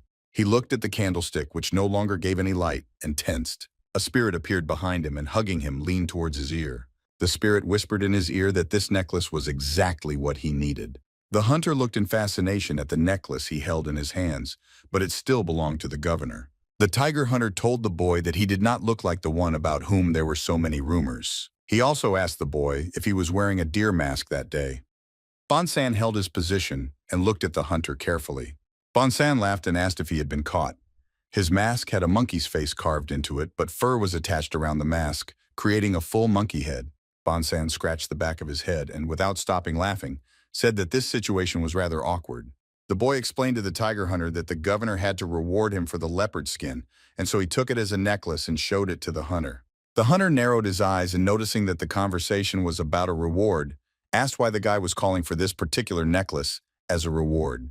Bonson became nervous, realizing that the tiger hunter knew what the thing was, and decided to quickly get away from the administration, saying that since he took the reward, it was time for him to go. The guy turned his back to the hunter, wanting to leave, But at that moment, a sword fell on his shoulder, warning him that he should not make any unnecessary movements. The hunter demanded that the boy answer his questions before leaving.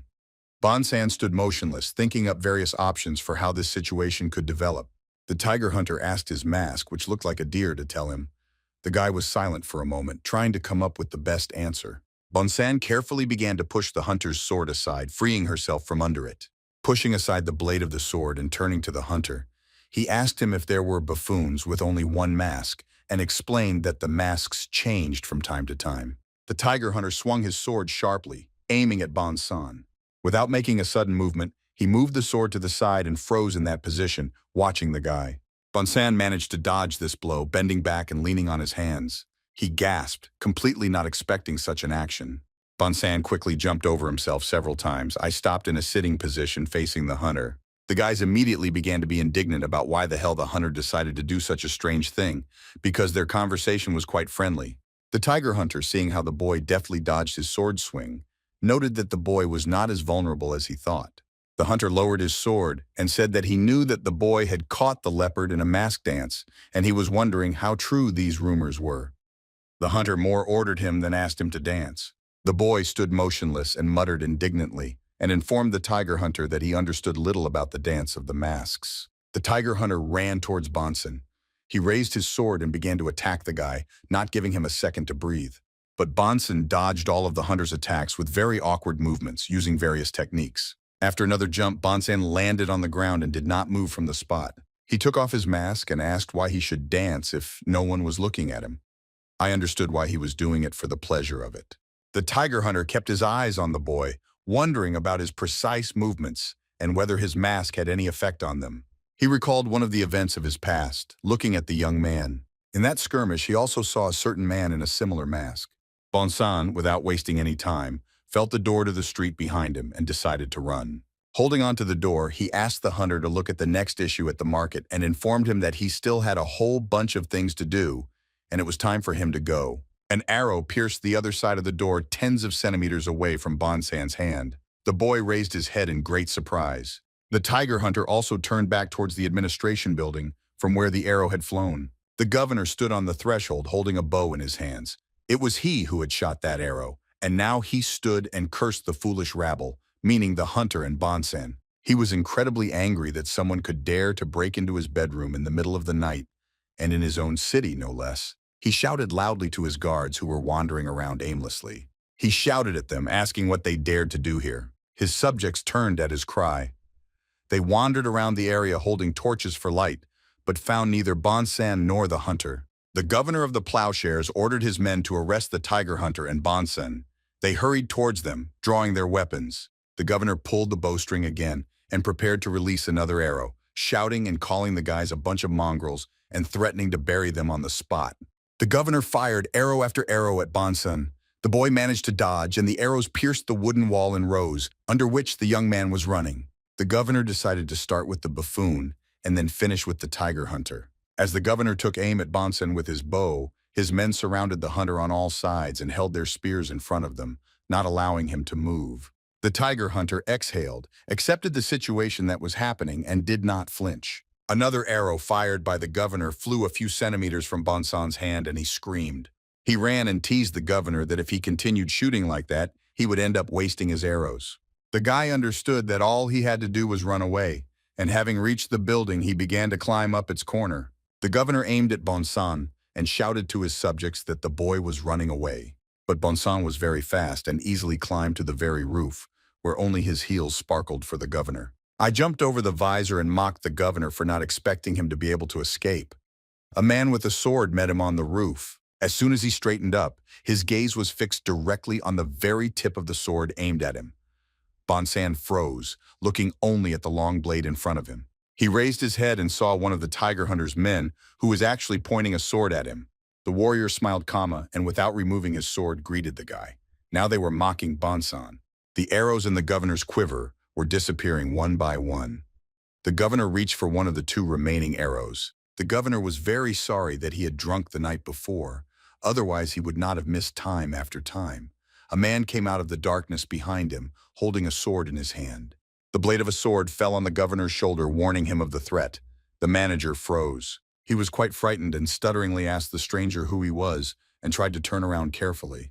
The man who approached apologized for his actions, but did not remove the sword. The governor looked at his clothes and assumed that it was one of the hunter's warriors. The governor's soldiers knelt on the ground before him and began to apologize to him. The governor turned his gaze to them. The soldiers began to justify themselves by saying that their enemies had appeared out of the night, as if from nowhere. They had been captured by the hunter's soldiers and held at sword point. The tiger hunter himself stood in the middle of the governor's captured soldiers, looking at him, his red headband fluttering in the wind.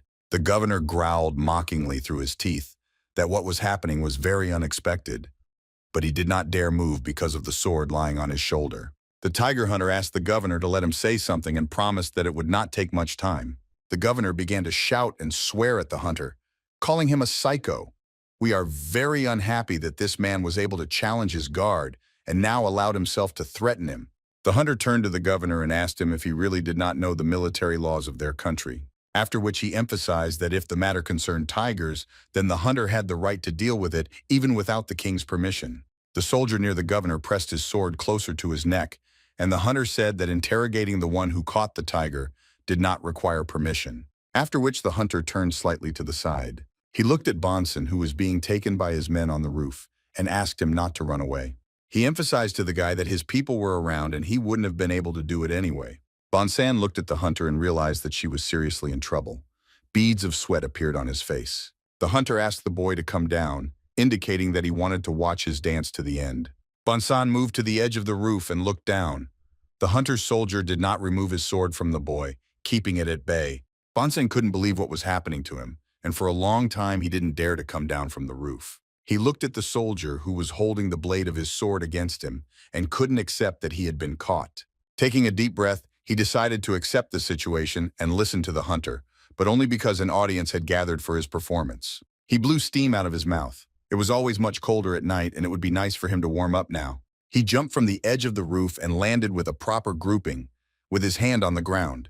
A large cloud of dust rose around Bonson. He had already put on his mask and was ready to fulfill the hunter's request. He raised his head and looked at the tiger hunter and offered to dance. He smiled, although it was hidden by his mask. Bonson glanced around the administration courtyard and mentally mocked that anyone could think that he had already resigned himself to his defeat. He looked at the hunter and his men who had captured the governor's guard. It seemed crazy to him that the hunter had set up an ambush for him, called all his men, and now asked him to dance. He didn't consider himself an idiot, entertaining just anyone. So he decided to pretend that he agreed to his conditions, so that he could escape from there at a convenient moment. Bonson stretched his arms, preparing to dance. The tiger hunter watched the buffoon silently. He caught his every move with his eyes, expecting a trick at any moment. He glanced at one of his men, who with his eyes downcast crawled in peacefully awaiting orders. A hand holding a sword suddenly moved forward in front of Bonson. The guy tensed up and moved back with extreme caution.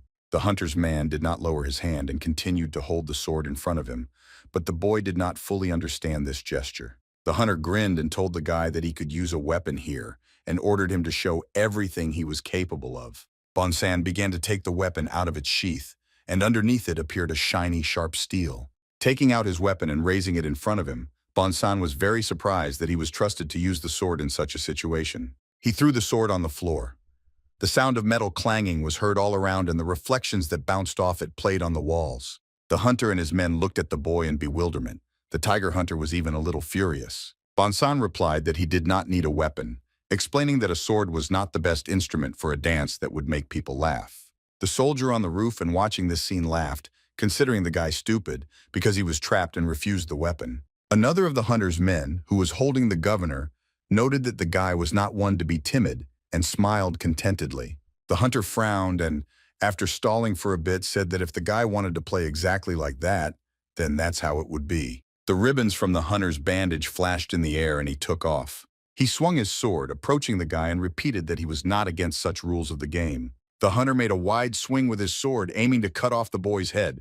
Bonson dodged deftly, leaning back and preventing the blade from taking his head. The guy was outraged that the hunter had once again attacked him from behind the scenes and had almost caused him grief. The hunter looked sternly at Bonson and did not answer him. The hunter swung again and struck the air, trying to catch the guy there, but the guy dodged the sword again. Many parts of the building were broken due to this fight. Some glass was broken and wooden slats were broken. The governor saw this and went into a rage. He began to complain about the destruction around him and shouted that everyone had gone crazy to do such a thing. The soldier who held him apologized and asked for a little more time. The soldier turned towards the dancing Bonson and assured the governor that it would not take long. The guy somersaulted as he dodged the blows of the bounty hunter, who was fierce in his fight. He was outraged and reminded Bonson that he had told him to try hard and not to dodge every time. But Bonson acted as he saw fit and did not particularly listen to the orders of an outsider, even if he was a tiger hunter. The hunter once again swung the blade of his sword, but unexpectedly for himself, he did not see the young man in front of him. Bonson stood behind him as he searched for him with his eyes in front of him. Bonson called the hunter sir, asked him to be more careful and grabbed him tightly from behind with his hands. Leaning his hands on the hunter's shoulders, Bonson jumped up. And when he jumped and hit the hunter in the head with both knees, he warned that monkeys also fall from trees. The hunter was trying to recover from the stunning blow. Bonson left a notable abrasion on his face. The hunter's soldiers shuddered at what had happened, and some even closed their eyes so as not to see everything in full. Bonson, getting to his feet, praised himself for his excellent landing. Giving himself a very short moment to catch his breath, he decided that this was the perfect moment for his final goal of the whole plan. It was time to run, and he ran as fast as he could while the hunter was recovering from his blow. He ran at lightning speed, hoping that he would be able to disappear from sight in time. The hunter turned around and became even more furious when he saw that Bonson was still trying to escape. He grabbed his sword tighter and stood up. He didn't have much time. He pushed off and jumped to catch up with Bonson. In midair, he swung his sword straight over the boy's head. Bonson immediately suspected something was wrong from the whistling sound above his head. The moment the hunter swung his sword while landing and struck, Bonson jumped up and the sword hit the ground with force, raising dust. Spinning around in place, Bonson said out loud that he had no idea how the hunter could have thought that he had decided to run away. Another sword strike followed, which Bonson had to dodge, and the boy whined that it was true. Dodging the subsequent incessant blows, the guy could not understand what hit the hunter in the head, because it did not look like an interrogation. Hearing the whistle of the blade from one side to the other, Bonson could not understand why the hunter tried to kill him during the promised interrogation. With one swing of his sword, the hunter hit Bonson. The blood began to soak into the guy's clothes and remained on the blade. The guy was puzzled only by the reason for such an interrogation. Bonson shouted, telling the hunter to stop and pointing out that he had managed to wound him and that this was no longer according to the rules. The governor loudly praised the tiger hunter for his successful strike and urged him to cut off the boy's head. The hunter didn't stop, not giving Bonson a second to rest. The game had long since gotten out of control, if he was even in it to begin with. Bonson realized that the hunter was serious about finishing him off, and it was clear that he would not stop halfway. He decided to try to escape again, having first neutralized him. He gathered all his strength and decided to try another technique. Bonson's main target was the tiger hunter's sword. Bonson literally awakened all the monkey's abilities. Strength and agility blazed up in him in a new way. Bonson went on the attack. He twisted in different jumps and approached the hunter from different sides. But the hunter also deftly dodged his blows, and finally caught up with him and was able to block his movements with the monkey fist technique. Having hit the hunter in the face with the flat of his palm, there was only one movement left that could help save his life. Just as he was reaching for the hunter's seat, Bonson received a powerful blow to the stomach. The hunter straightened his leg, hit the guy with his boot, and threw him back with force. Bonson did not allow himself to let his guard down. He skidded across the ground and stopped in a half-crouch, never taking his eyes off the hunter. The hunter hissed at the guy and ordered him to give everything in full. Bonson became furious and mockingly asked if the hunter was being haunted by a ghost who wanted to watch the dance. The guy was very angry.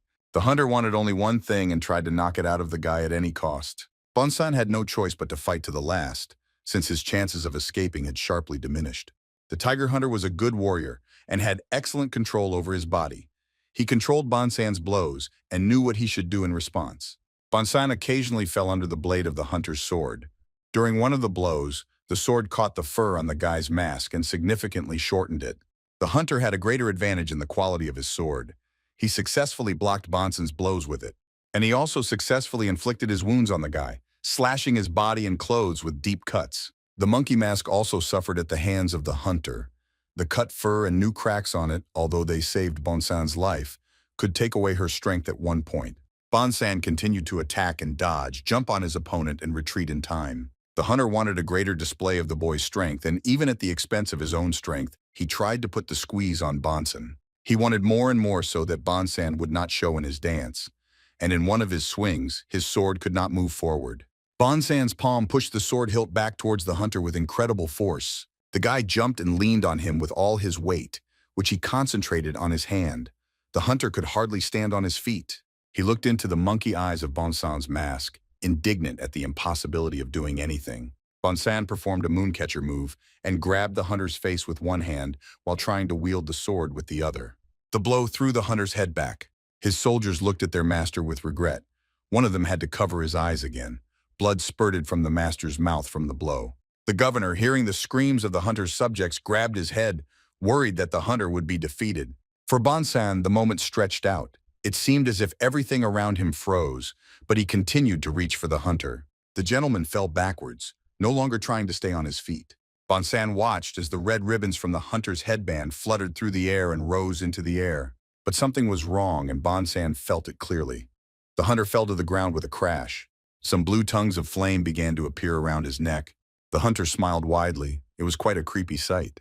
The lights continued to grow around the hunter's neck, but the smile did not fade. Through this smile, he only briefly called the guy a good man and continued to look at the sky.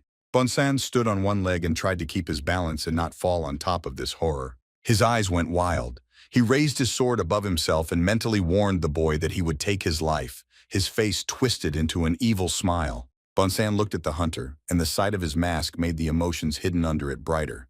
The guy did not understand what was happening to the hunter, and he began to feel excited. The fog began to envelop the village in its embrace. It was approaching morning, and the battle was not over. The ground was scarred with deep marks from the sword that had been mercilessly cut into it many times. Scarlet blood flowed from the hunter's blade, staining the already suffering soil beneath it. Bonson stared ahead in complete horror, sweat dripping from his chin in large drops. There was a monkey mask, or rather its fragments, lying on the floor. Bonson, all wounded, was in complete terror of his enemy. On his face was one of the fragments of the destroyed mask, covering only his right eye. The hunter stood with one foot on the tip of his toe, which gave a certain completeness to their dance. His sword was burning with blue flames, and his eyes were like two bright blue stars. He was moving towards Bonson, for whom this seemed to be the end. It was already beginning to dawn. The first rays of the sun were breaking through the mountains. The duel continued in the administration yard. The governor looked at the hunter and Bonson with bewilderment. He frowned and looked somewhere into space. He stood there all the time on the threshold of his residence. The warrior holding him in custody noted that, as he had promised, it did not last long. The governor asked the warrior irritably about what was happening. He was afraid of the consequences that could harm him. The soldier said that he had already said more than once that all this would not last long. The hunter approached Bonson, who was sitting on the ground, his sword still engulfed in flames that matched the color of his blazing eyes. Bonson was exhausted, but there was no point in trying to remove him. The hunter was stronger. Bonson asked him if he was going to kill him. The hunter looked at the guy without expressing any emotions and remained silent. The governor smiled maliciously, being sure that Bonson had only a little time left to live. And loudly saying that the time of execution had come, he abruptly shot an arrow at the guy. The warrior did not have time to prevent the shot, and he only had to follow the arrow with his eyes. The arrow was aimed straight at the guy's head, and when he turned around at its whistle, it seemed too late to do anything. But at the moment when he was about to say goodbye to life, the hunter blocked the shot with the blade of his sword, preventing the guy from falling. The guy just raised his hand, wanting to cover himself with it, at least from the arrow, and now from the sword. The hunter turned towards the governor and looked at him with displeasure. He calmly asked the governor not to interfere in his affairs. The governor screamed hysterically, emphasizing that he had not interfered, and the guy himself had snuck into his bedroom at night and robbed him. The hunter listened to him silently. The governor looked at the boy with fierce hatred and said that the foreigner, meaning the tiger hunter, had no right to decide the issue with the criminals of his lands. Bonson grabbed his head and said that the governor was the first to break his promise, and the hunter declared that he had no claim to the right to vote. The hunter turned to the governor and said that the boy had unfinished business. The governor looked the hunter in the eye and sarcastically asked what was this matter, that the governor's authority was being ignored. The gentleman explained that if someone was able to help you, even if it was an animal, They would accept him regardless of his status or origin, even though it meant great risks to life. After looking at the mask fragment, the hunter said that for a thief caught red-handed, this was an excellent deal. The hunter turned to Bonson and said that he could give him a chance and offered him a choice between dying as a criminal or dying as a soldier. The governor was indignant at the nonsense that was happening. He simply wanted to punish the boy for his vile act and take his life. Bonson lowered his head, realizing what was ahead. The hunter ordered him to choose. Bonson began to raise his hand. He did it slowly because his wounds hurt a lot. Bonson covered his eyes with his hand, trying to come to his senses, and said how much he didn't like this situation. The hunter waited patiently for Bonson's answer, who hid his face behind his hand and was deep in thought. After a little time, the guy gave an answer. He said that he agreed to the conditions set. Bonson removed the rest of the mask from his face and, without opening his eyes, asked the master to spare him. When the sun rose high, there was no trace left of what had happened during the night. The administration was noisy, but not because of conflicts. The hunter and his men were about to leave the village. They were loading things. Soldiers' commands could be heard from the yard. One of the soldiers ordered not to take much, but rather to arm ourselves and get moving and be ready for the long journey. Bonson was freaking out. He clenched his teeth in frustration. He was dressed in a red and black uniform like all the hunter's soldiers. He was unhappy that he had never worn anything more uncomfortable. The other soldiers looked at him and whispered among themselves. They were surprised to see him in their ranks because they knew that this was the same guy who had caused so much noise last night. Bonson heard everything and scolded himself for deciding to get involved in that fight. Now many people were talking about him and looking at him sideways. The governor's aide peered out from the administration building and watched as their guests gathered. He turned around and asked the governor if he was really going to let the guy go so easily and forget that he was a thief and had the audacity to threaten him. The governor scratched his harrow and called his assistant a narrow-minded beetle, saying that it made no difference. He looked at the leopard skin that the tiger hunter had left him and saw in it much greater value. He was glad that such a wonderful skin had come to him only at the cost of a small mishap with some idiot, and could not believe in such luck. He looked at the hunter who was harnessing the horse, preparing it for the road, and he was even happier because no one could have thought that the tiger hunter would agree to such a deal. Bonson ran up to the hunter from behind and called him. The master turned around to listen to the boy. Bonson exhaled and asked the master's permission to stay in the village for one more day. He tried to shift it to the fact that there were several days of travel ahead, and one day did not decide much. The hunter did not give his consent, explaining that they could not stay here any longer. The hunter jumped on the horse and fixed his foot in the stirrup. From the saddle of his horse, he announced the start of the expedition and ordered Bonson to return to his place, and after a little delay, called the boy a recruit. Bonson looked at the hunter, not daring to say anything. Bonson walked where he was told. He was very dissatisfied and clicked his tongue in compensation along the way. He resigned himself to the fact that he could not do anything because he was a tiger hunter, and now his master was a very strict man. He glanced to the side and saw that a crowd of onlookers had gathered to watch the army. He thought it was a great chance to dance. He looked at the people in the crowd. He could hear snippets of their enthusiastic phrases about the hunter and his men. But he was looking for a familiar face among the villagers. He wanted to see her very much, but he doubted that she would come here. After looking at everyone in the crowd, he realized that the young lady was not here. But he noticed someone else, also familiar from his past. He immediately recognized this woman. He remembered how she scolded him every time she saw him, and he remembered how he managed to escape from her every time. The woman came out of the crowd, and Bonson immediately turned to her, calling her name to make sure he was not mistaken.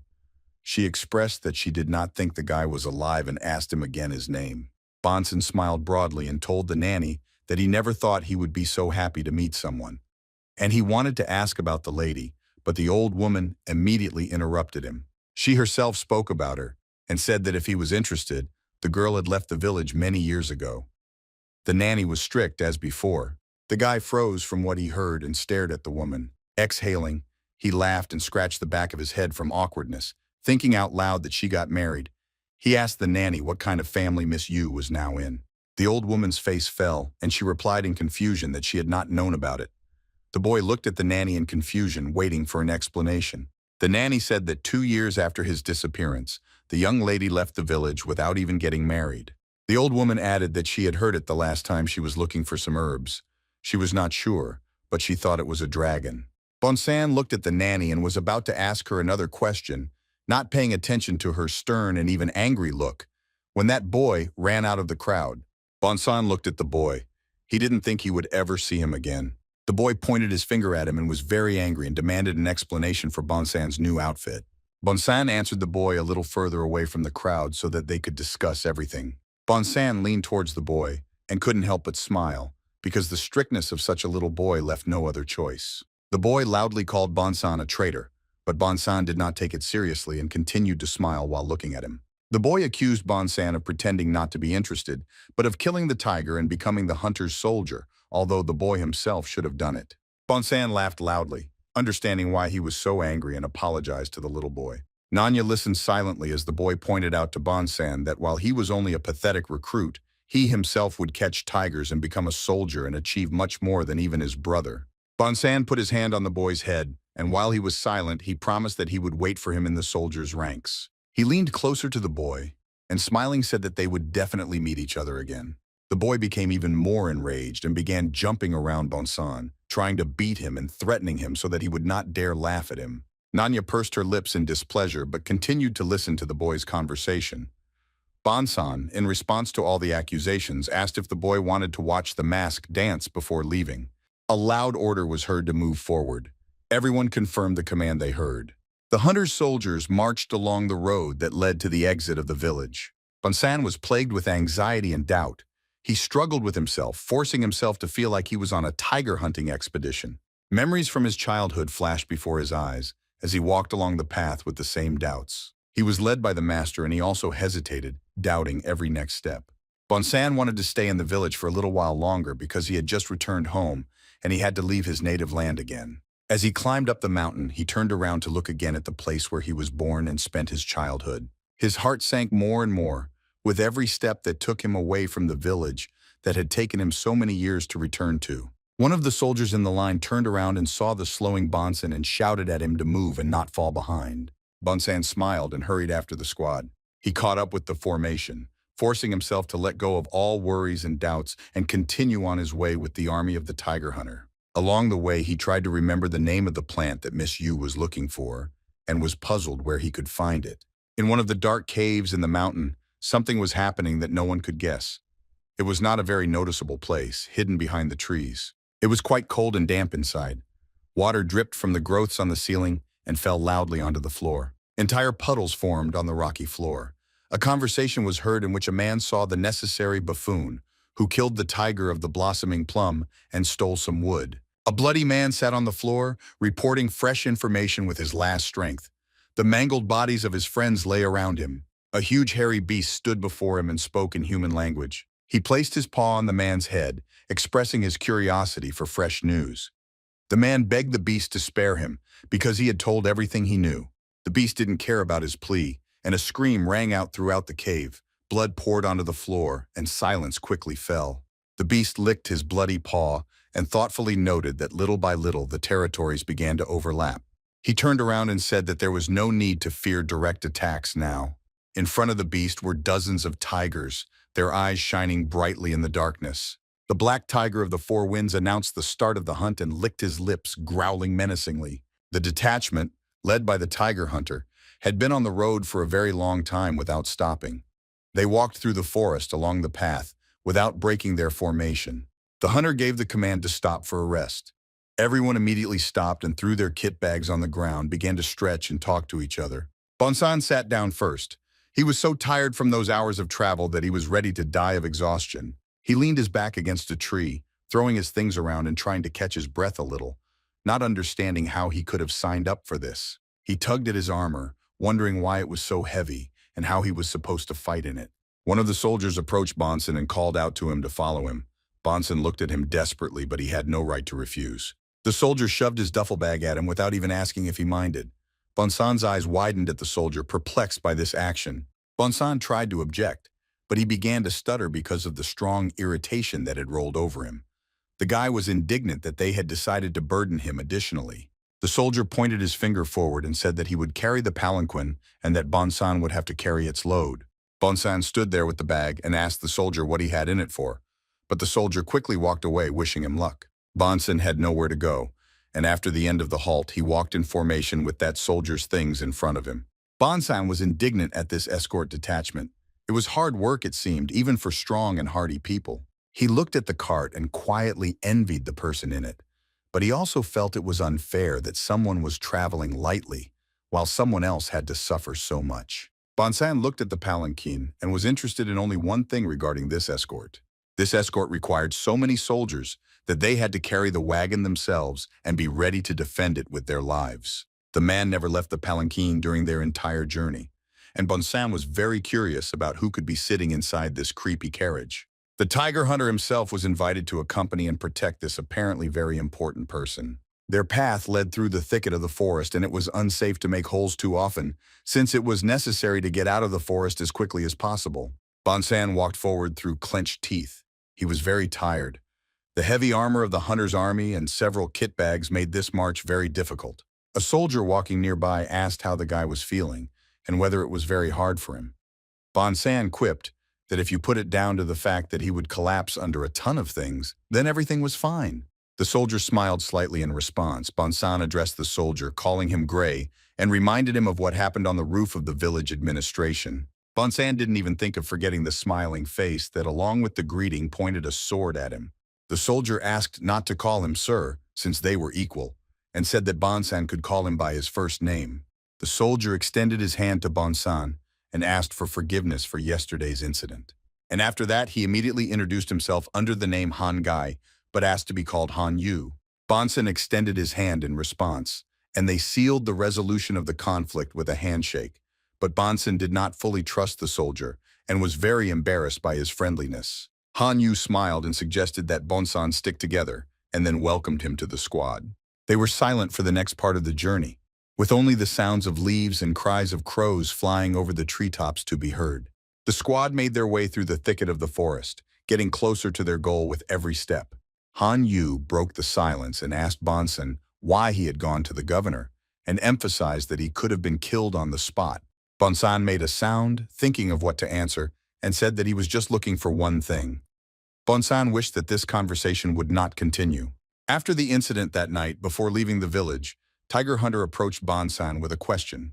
The hunter raised his hand on which hung the necklace and asked Bonson what was special about this piece of wood, noting that the governor himself seemed to know nothing about it. Bonson asked the hunter if he wanted him to tell him about him. The hunter replied that depending on the answer he received, he would decide whether to give the necklace back to the boy or not. Bonson, adjusting the cuffs on his sleeves, answered the hunter that this thing belonged to his master. The hunter asked the boy if his master had taught him the mask dance. Bonson answered by looking away. He didn't want to talk about it because he was still hurt by the loss. The hunter handed the piece of wood to the guy and asked if it was a fragment of one of the masks, and said that he had heard that there were many such pieces. Bonson looked at the tiger hunter after hearing what he said about the mask and its fragments. Bonson told the fucker that perhaps the mask was a map, which surprised the hunter very much. Bonson looked at the hunter again and asked if he could ask him a question. He kept seeing the moment when the hunter stood in front of him, engulfed in blue flames. It looked very strange, and Bonson asked the hunter what this phenomenon was. The hunter looked straight into the boy's eyes and remained silent. Bonson's gaze lingered on the hunter who was riding on horseback and leading this escort party. Bonson decided to ask Hanu what this man was like. The soldier asked again if the guy was talking about Sarah Yong, and that's how the guy learned his name. Han Yu hesitated a bit, but said that the hunter was rough, but good with a sword. He was on a completely different level and did not look like an ordinary soldier, but he was not a tiger hunter for nothing. Han Yu assured Bonson that the hunter was a good man and he had nothing to fear. Bonson responded by emphasizing that such a good man had never put anyone else on a horse. Han Yu laughed and said that at such a time, a rider would easily become a target for a tiger, and the tiger hunting party would only move on foot. He noted that in critical moments, they could take horses for the detachment from the nearest stables. But Sereng had no choice. The soldier said that, unlike them, the tiger hunter was more vulnerable. Bonson was outraged by what Han Yu said, saying that he thought it was nonsense and that the hunter had chosen a bad excuse not to go on foot himself. Han Yu said that he didn't think so, and that he was absolutely sure that Sir Yunga took hunting very seriously, and sometimes even frighteningly seriously. And the soldier said that there was some special tiger that the hunter really wanted to catch, but he himself never wants to talk about it. Han Yu said that it was the black tiger of the four winds that came to the palace 10 years ago, and emphasized that the guy should have known about it. Bonson looked at his new friend with apprehension and asked about the tiger. The guy was puzzled by the reason why the hunter decided to hunt him. Suddenly, a raven landed on Bonson's hat and began to say something in its bird language. The boy tried to look at him by looking up, but because of the brim of his hat, it was only possible to tell by his voice. Hanu also stared at the crow sitting on the boy's head. Bonson was very surprised that the crow came so close to him and even fearlessly sat on his head. The raven decided to relieve himself right on Bonson's hat. Leaving a trail behind, Raven immediately took off. Bonson was very angry at this and literally hissed with emotion. The raven perched on a branch of a nearby tree and looked down at Bonson, who was yelling at him, calling him a feathered dog, and threatening to turn him into a barbecue. The raven cried out loudly in response, remaining sitting on the branch. Bonson was growling, wanting to get to the bird, but Hanu tried to calm him down and asked him not to hurt the crows because they were raised by their leader. Bonson couldn't calm down, and upon hearing that these were the squad leader's crows, he became even more furious, not understanding why such a high-ranking person was interested in dirty crows. Hanu laughed at the phrase about a high-ranking person and said that the raven was not trained by Sir Young, and he was their guarantor. Bonsana was very surprised that Tiger Hunter was not their leader, and once again clarified this with Hanu. Hanu smiled and confirmed that Bonson had understood correctly and that the hunter was only a guarantor. Then the boy asked who was the leader of their squad. One of the soldiers shouted loudly, ordering the detachment to stop. The squad stopped instantly, without taking a single extra step. Crows began to fly around, rushing towards the cart. Bonson immediately noticed the crows making a noise and raised his head up to watch the birds and asked Hanu what was going on. All the crows landed on the roof of the cart, as if they were running from someone and seeking protection from their owner. The tiger hunter turned around and looked at the birds, who were talking to each other while hiding from trouble. Sir Yenga ordered the palanquin to be lowered, and the soldiers carefully placed it on the ground. The hunter dismounted and stroked the horse, trying to calm it down and assure it that it was not in danger. He turned to the cart and loudly asked the leader what had caused them to stop and the birds to be so frightened. The doors of the palanquin opened, revealing the identity of the leader, which had been unknown to Bonson until now. Inside the palanquin sat a young girl in a white robe and headdress. In her hands was a wooden staff. The hunter approached the cart and offered his hand to the girl, helping her off him and onto the ground. Bonson asked Hanu about the girl, and he confirmed that the girl was their leader. Bonson tried to express his opinion about this girl as gently as possible. Hanu looked at him smilingly, waiting for his reaction. Crows were circling around the girl. Her name was Zhao, and she was the leader of the crow squad. Bonson thought she was a little small for a tiger catcher, and shared this with a friend. The girl raised her hand and pointed her finger somewhere in front of her, into the thick of the forest. She turned to the hunter and said that there was a tiger in that direction. The hunter followed her hand movement with his eyes and frowned, realizing the danger. The girl ordered everyone to take up arms and select a few people who would go ahead and inform them that they would go up the mountain. Her orders were immediately carried out, and the detachment set out to hunt in the depths of the forest. I had to run quickly so as not to fall behind the main group under any circumstances, so as not to let them down and not to endanger my life. Bonson ran next to Hanu and asked him if he was sure they were heading in the right direction. Apparently it seemed like there was nothing there. Hanu calmed the boy down and asked him to wait, saying that the leader of the squad was very sensitive to such things. Sir Young was carrying Zhao on his horse in front of him, who showed him the right way. The hunter followed her instructions without hesitation. Bonson was even more surprised by this and asked his friend if she was a Taoist. Hanu smiled and told Bonson that the girl was a shaman and that the spirit of the crow god was within her. For Bonson, this explained a lot. It became clear why their group was surrounded by so many ravens and why the girl was so respected. The tiger hunter's horse skidded to a halt, raising dust around it. The girl lowered her hand, straightened up on the horse, and looked straight ahead with the hunter. The soldiers bent over, leaning on their knees, trying to catch their breath after such an intense run. The tiger hunter shouted to the squad and ordered everyone to get ready for battle. In front of them, they could see several buildings that were destroyed and burned, with plumes of smoke rising high above them. On the road right in front of Sir Yang and Zhao stood a huge tiger, which was the body of one of the locals. Its eyes were shining with white light. The animal stared at the squad, leaving its previous prey alone. The hunter sat in the saddle. His horse was behaving surprisingly calmly. All the soldiers stood still and prepared for the coming battle. The hunter loudly announced to the entire squad that there was a tiger ahead.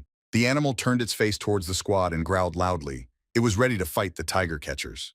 Bonson sarcastically praised Leader Zhao for his excellent warning about the tiger. He thought it was obvious. Leader Zhao sat silently on her horse, not doing anything yet. The beast watched the squad and assessed the situation. Bonson looked around and was horrified by the sight before them. The entire village had been destroyed by that monster. The bodies of the villagers were scattered everywhere. These were dozens of men, women, and children who met such a terrible death in their homes. Tormented people lay on the road, under fences and walls of houses. The tiger hunter began to dismount from his horse. He did it very quickly but carefully, so as not to touch the girl and not to attract too much attention from the tiger. Having dismounted, the hunter turned to the girl and asked her to wait a little. The girl nodded in agreement and asked the hunter to be careful. Sir Enga commanded the detachment to form the third encirclement. The soldiers immediately began to regroup as they were ordered. Bonson shook his head from side to side in confusion, not understanding what to do. The soldiers were running in one direction, and without preparation, the boy could not decide where to go. The soldiers formed a wedge and aimed their bows at the animal. Zoa on horseback and the hunter standing next to her were in the center of the wedge, directly opposite the animal. A soldier standing next to Bonson, seeing the boy's confused look, explained to him that the third encirclement was a classic formation for archers to encircle a tiger. Pulling the bowstring tighter, he added that the common soldiers who could not fight the tiger face to face provided support from a distance. The tiger did not like the behavior of the squad. He became very angry and growled loudly, opening his bloody mouth to its fullest. The hunter gave the command to the archers, waving his hand forward, and then dozens of arrows flew at the animal with a whistle, cutting through the air and rushing towards their target. The tiger, without putting much effort, waved his paw in front of himself. This swing was enough to knock down all the arrows and send them crashing to the ground. The tiger did not move from its place, continuing to guard its prey. The tiger behaved rather timidly, realizing that he had to behave carefully in front of the armed detachment. The soldier continued to tell Bonson the intricacies of catching a tiger. He explained that when the tiger was immobilized, a hunter attacked it. Sir Yenga moved toward the animal and swung his sword in a leap. The tiger pressed himself to the ground, looking at his opponent, preparing to jump. The hunter acted precisely. His face did not express a drop of fear or doubt. With one movement, the tiger hunter struck and threw the animal far back with incredible force. The tiger hunt began. The tiger, as if not expecting such a blow, made a confused face and only after touching the ground ran into the depths of the village, raising its tail high. The hunter shouted that the tiger was running away and ordered the squad to go after him. The hunter ran first. One of the commander-in-chief soldiers ordered the fifth in line to split up and protect the squad leader's guarantor. The soldiers scattered in different directions, immediately resorting to carrying out the command. Bonson again stood confusedly in the midst of the bustling people and did not know where to go. Bonson was angry and confused, and shouted loudly, asking if anyone wanted to explain what to do. After all, this was the second time the situation had happened, and he had been useless so far. He called for someone, but in a matter of seconds there was no one around. He stood next to the leader of Zoa, who remained in the saddle. Bonson thought to himself that he should have run away before this situation came up. As if reading his thoughts, the girl replied that running away was not an option. He said the girl's name, becoming even more angry. The girl told him that he couldn't run. Bonson only thought that the girl could read minds. The leader immediately replied that she hadn't read anything. Bonson looked at her suspiciously and asked how she knew what he was thinking, to which she replied that it was all written on his face. To Bonson's quiet bewilderment, she said that in any case he would not be able to escape anywhere, since if he ran away he would be a corpse. Bonson became even more tense and asked the leader to explain to him what she was saying.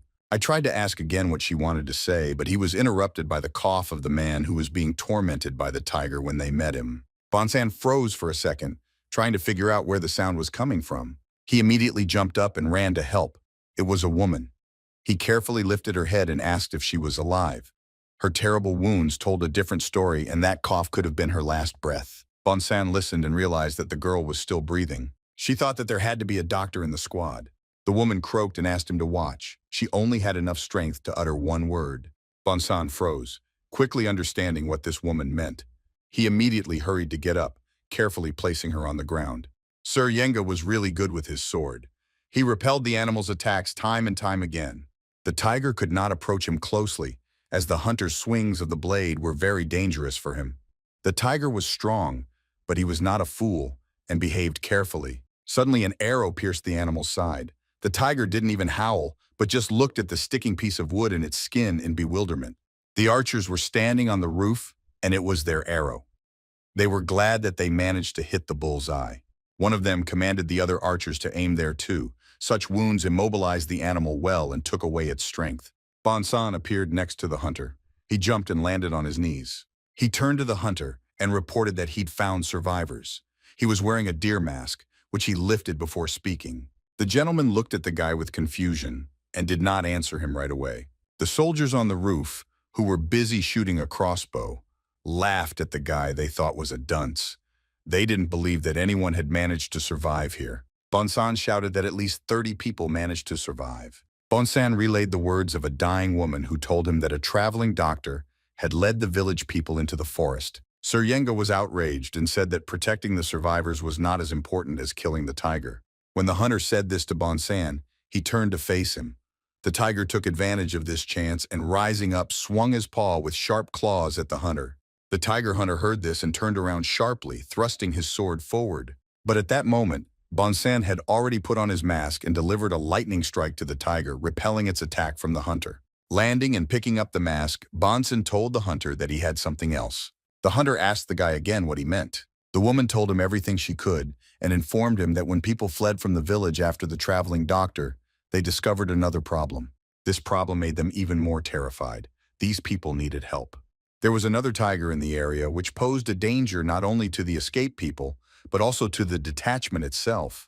Bonson should know the hunter that when they catch this tiger, they will start to catch up with him while he tries to immobilize the second one. The hunter rushed past Bonson and said that he could not cope on his own, to which the young man became very indignant. The hunter was very close to the tiger and dealt him another blow, from which the animal reared up and howled in pain, trying to defend itself from the next one. The hunter took advantage of this moment and shouted to the guy that he had managed to grab one half-dead tiger, but he would not be able to cope with a tiger that had just had lunch and was healthy. Bonson was dissatisfied with the guarantor's answer and asked him reproachfully whether it was worth leaving the people to die. The hunter looked at him silently, offended by such a statement. A soldier appeared near Bonson and began to run with him. It was Hanu. Bonson also thanked him for his help, to which he said that he would hardly be of use near the guarantor anyway. Without stopping, Hanu extended his sword to Bonson and asked him to accept it, noting that the boy did not yet have his own weapon. Bonson placed his hand on top of Hanu's hand and thanked him for his concern and gave up his weapon. Bonson pulled the deer mask over his face and told his friend that sword dancing was not his calling. Bonson immediately sped up significantly and placed his friend who would go first and asked him to catch up with him slowly. Hanu looked after the guy with dismay, not understanding how he was able to run so much faster. Hanu couldn't understand where the guy got such speed from and began to understand that most likely he really decided to catch up with the wandering doctor. The dying woman told Bonson that the doctor had assured the villagers that the forest would be their salvation. Bonson tried to find out where exactly everyone had gone so that he could save them. He promised the woman that he would bring a doctor to her. The woman stretched out her bloody hand and touched him. She asked the guy not to do this because she was already finished. The woman asked Bonson to save her children, who needed help much more than she did. She said that they were still small and would hardly be able to keep up with the others and could fall significantly behind the main group. She begged Bonson to protect her children because they were easy prey for any predatory animal, and even more so for a huge, strong tiger. The children really needed help as the monster was already hot on their heels. The older brother ran ahead with all his might, dragging his sister along by the hand. The woman continued to hold Bonson by the sleeve of his uniform. She asked if Bonson was one of the tiger hunter's soldiers. Tears streamed from her eyes, and she repeated her request once more. She asked Bonson to stop this whole nightmare, and Bonson had no doubt that he would do everything to save the surviving residents and the children of this woman. The children continued to run as fast as they could without stopping. A girlfriend of ours tripped over a tree root sticking out of the ground. The girl fell to the ground and let go of her brother's hand. The boy screamed her name, crying with fear. He held out his hand so that she could quickly grab it. The girl screamed, cried, and called for her brother. A huge shadow fell on her, and her scream was cut off mid-sentence. A huge tiger was landing above her. She froze in horror, but tears continued to stream down her cheeks. The boy held a small bag of supplies in his hands and looked at the monster, which seemed to be the size of a house. The boy understood that this was the end for both of them, because they could no longer run away from the animal and could not fight with it. The tiger's sharp claws were already touching the girl's face. She stretched her hands towards her brother, still hoping for salvation. Bonson ran out from behind the trees and saw that the children were still alive, and was glad, because a little more, and he could be late. The tiger playfully stepped over the girl and approached her brother. Only one step remained to the child, and he would have two children at once. Bonson rushed along the path with incredible speed. Running up to the tiger from behind, he picked up the children in a few leaps and ran forward. The beast did not have time to understand that he was left without prey, as Bonson was already far away. The move was called a lightning escape in this performance. He held a child in each hand. The children also did not have time to figure out what had happened. They looked at each other and continued to scream and cry because the fact that they were picked up so abruptly and carried at such speed was also very frightening. As a child, Bonson tried to hunt deer. He would track one and watch it for a long time, waiting for the right moment to pounce on it and catch it. The children doubted him and did not think that he would be able to catch even one because the deer in those places were very fast. Bonson, taking them with him on a hunt, promised that they would see for themselves. He was wearing a tiger mask, and he believed that with its help, he would be faster than the deer. After waiting for the right moment, he rushed at the deer from behind the bushes. But at that time, Bonson did not yet know how to awaken the power of animals with the help of masks. The deer galloped deep into the forest, and Bonson fell to the ground and hit himself hard. The children laughed at his failure and called him a blockhead. Bonson had to admit that the deer was still faster than him. He laughed, trying to hide his shame. One of the girls, jokingly, emphasized that she had warned him about the deer's speed. Bonson should have listened to her. He stuck his head out from behind the bushes and, asking her to wait a little, promised that someday he would prove her wrong. He promised her that she would see how fast he would become. Many years passed after that conversation, and he ran like the fastest deer saving children. He outwitted the tiger, taking the prey right from under its nose with just a few leaps. The beast didn't even have time to realize what had happened. Bonson learned to escape with lightning speed. He became much stronger and more resilient. He learned mask dancing. Bonson saved the inhabitants of his home village from a leopard, and now he ran to save people from a forest settlement with two small children in his arms. The tiger was hot on their heels. Although Bonson was quite fast, sooner or later the predator caught up with its prey. Bonson left deep furrows in the ground behind him. His running and jumping really looked like lightning strikes. Bonson braked sharply and left another depression in the ground. The boy lowered the children to the ground. They stared at him, waiting for something to calm them down. Bonson only breathed heavily. He reached his left hand to his face and dug his fingers into the mask. He took it off his face and exhaled loudly. He was very out of breath from running and was trying to catch his breath. The children looked at each other silently. Bonson looked ahead and exhaled and said out loud that he was finally able to catch up with the children. The girl looked at her brother with fear. The boy was wary and looked at Bonson with apprehension. Bonson, having caught his breath, turned to the children and smiled. He stood up a little and asked the children if they liked the mask dance. He hoped that the children would relax a little, switching to the art of Bonson. The children looked at Bonson with confusion and incomprehension, blinking frequently. They were scared and did not understand at all what the stranger wanted from them. Bonson asked again about the possibility that the children didn't like the dance and said that it was nothing and he could do even better. There was a rustling sound behind him and someone in a rough voice asked Bonson who he was. Bonson became silent and froze. The tiger caught up with them and slowly walked towards Bonson and the children and said that he had not seen the boy in the village and asked where he could have come from. The beast smiled, and his bright yellow eyes expressed madness. The children trembled at the sight of the tiger, and tears gathered in their eyes again. Bonson let out a disappointed sigh and cursed softly, expressing that he was not happy to see the beast. He turned around and frowned, asking the beast about its ability to speak human language. The guy did not hide his embarrassment that the tiger had suddenly spoken to him in a language that was beyond the ability of ordinary animals. The tiger stepped softly on the ground and swung its tail in different directions. Bonson shielded the children with his arms and stood in front of them. The animal behaved relaxed and was in no hurry to attack. The tiger bared his teeth in a crazy smile and mockingly asked the boy if he was afraid of talking tigers to ask such a question. Bonson did not show any concern, and smiling in return replied that it was not that he was afraid of such a phenomenon, and let it be known that the tiger reminded him of someone. The tiger crouched down and pointed a raised paw at the guy, saying that Bonson seemed scary to him because he was quite fast. Tiger narrowed his eyes and added that Bonson was fast for a human compared to others. The guy kept a smile and advised the tiger to run in that case and promised that this time he would let him go. Bonson didn't want to get into a fight, because a lightning-fast escape was his limit, although he didn't deny that he might have to push himself to the limit. On top of that, he had children with him, and with them, the battle was much more difficult. Bonson immediately asked them where the rest of the villagers had gone. The boy replied that they didn't know, because the adults had just suddenly disappeared. Bonson was surprised and turned around, asking the child what he meant. The tiger intervened in the conversation and asked with displeasure what they were talking about. The tiger roared, angry that he was being ignored and not being paid any attention to. Right in front of Bonson, the tiger snapped its teeth loudly and forcefully, warning him that he should not be treated so disrespectfully. Bonson quickly grabbed the children with his hands and jumped back, screaming loudly in surprise. He was already wearing a mask, which allowed him to react quickly and run if necessary. The tiger arched and growled viciously. Bonson was fully prepared for battle, even though he held two small children in each arm.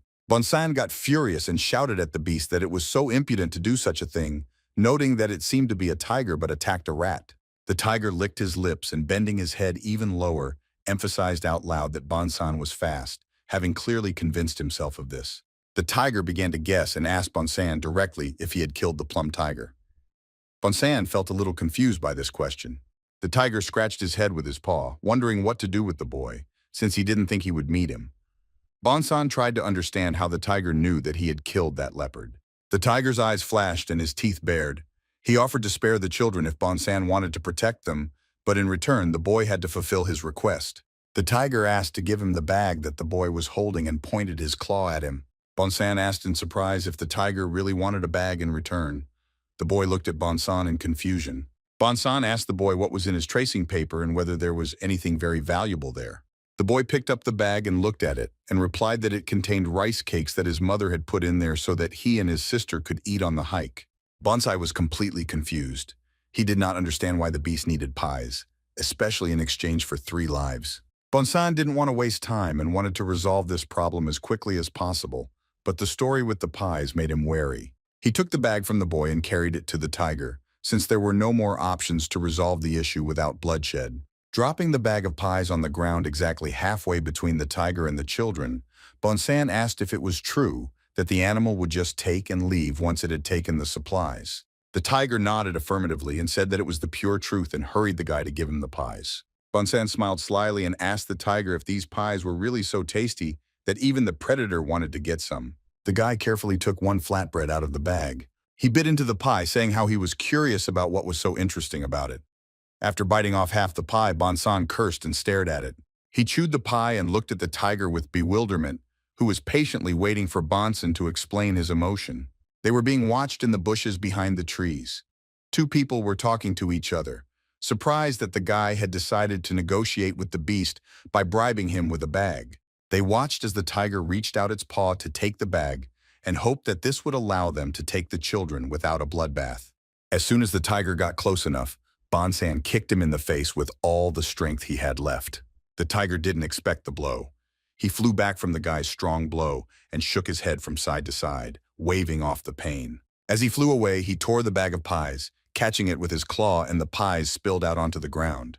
The tiger landed on all 4s and arched his back to spring forward and strike back at the boy. Bonson was ready for this and took a good position. The tiger asked the guy what he was doing, being completely dissatisfied with such a vile blow. Bonson asked for forgiveness and asked to pretend that no deal had taken place between them. Bonson found rice cakes and wooden molds in the bag. But on one of the pies that Bonson took, there was a different picture, and he couldn't understand how this pie got into the bag. But among the wooden pie molds, there was one more thing. Bonson found there one of the fragments of the mask he was trying to assemble. Bonson asked the tiger why he needed it. The boy said that if the beast needed a map, it meant only one thing. Only the black tiger of the 4 winds could have sent him for the map. The beast, after a short silence, made his own conclusions and said out loud that he had not thought that this would happen. The tiger smiled and said that the guy turned out to be much smarter than he seemed at first. Bonson stood in front of the children, ready to protect them. He explained to the tiger that he wanted to resolve this peacefully, but he was sorry that it would not work out. At that moment, the tiger jumped on Bonson, and the guy had to quickly react and fight off the attack. The boy deftly jumped back and stood near the children, blocking them with himself. He dodged a strong blow from a heavy animal paw with sharp claws. The people in the bushes tried to understand why the fight had started because the guy and the tiger were making a deal. But putting aside the unnecessary questions, they focused on what was much more important. They needed to save the children and get out. The people argued among themselves, because no one wanted to rush into a fight with the tiger, but it was also impossible to just stick their heads out so as not to give everyone away. But the children still needed saving. People turned around as they heard the proposal coming from behind them in the crowd. The girl who was a healer and led them out of the village said that they had to save the children, and she had an idea how to do it. The tiger was angry and began to paw the ground, thus threatening to kill Bonson. He raised clouds of dust around himself, but his grin was introduced even so. Bonson held the children in his arms, moving exclusively with them, leaving them alone. Having chosen the moment, Bonson put the boys on the ground and hugged them, asking them not to be afraid that it looked like they would all have to fight with a tiger. The children cried even more and looked at Bonson with eyes full of fear. He told them that he was an assistant to a tiger hunter, although he didn't look much like one. He hoped that this would calm the children down a little. The boy asked the guy again if he was really a hunter, to which Bonson replied that he was something like that and encouraged the guy tousled his hair. The boy announced that in that case he would take the bag of pies. Bonson ran towards the tiger. He called it a furry devil in his mind. He understood that the animal was so angry that it was ready to kill, but such a fight could not be allowed near the children. The boy ran as far as he could, leading the beast away from the children. He dealt a sudden blow to the beast, throwing it even further away from the clearing where the brother and sister stood. The tiger laughed, saying that he saw how tired the guy was and asked if he had overdone it with his persistence in their fight.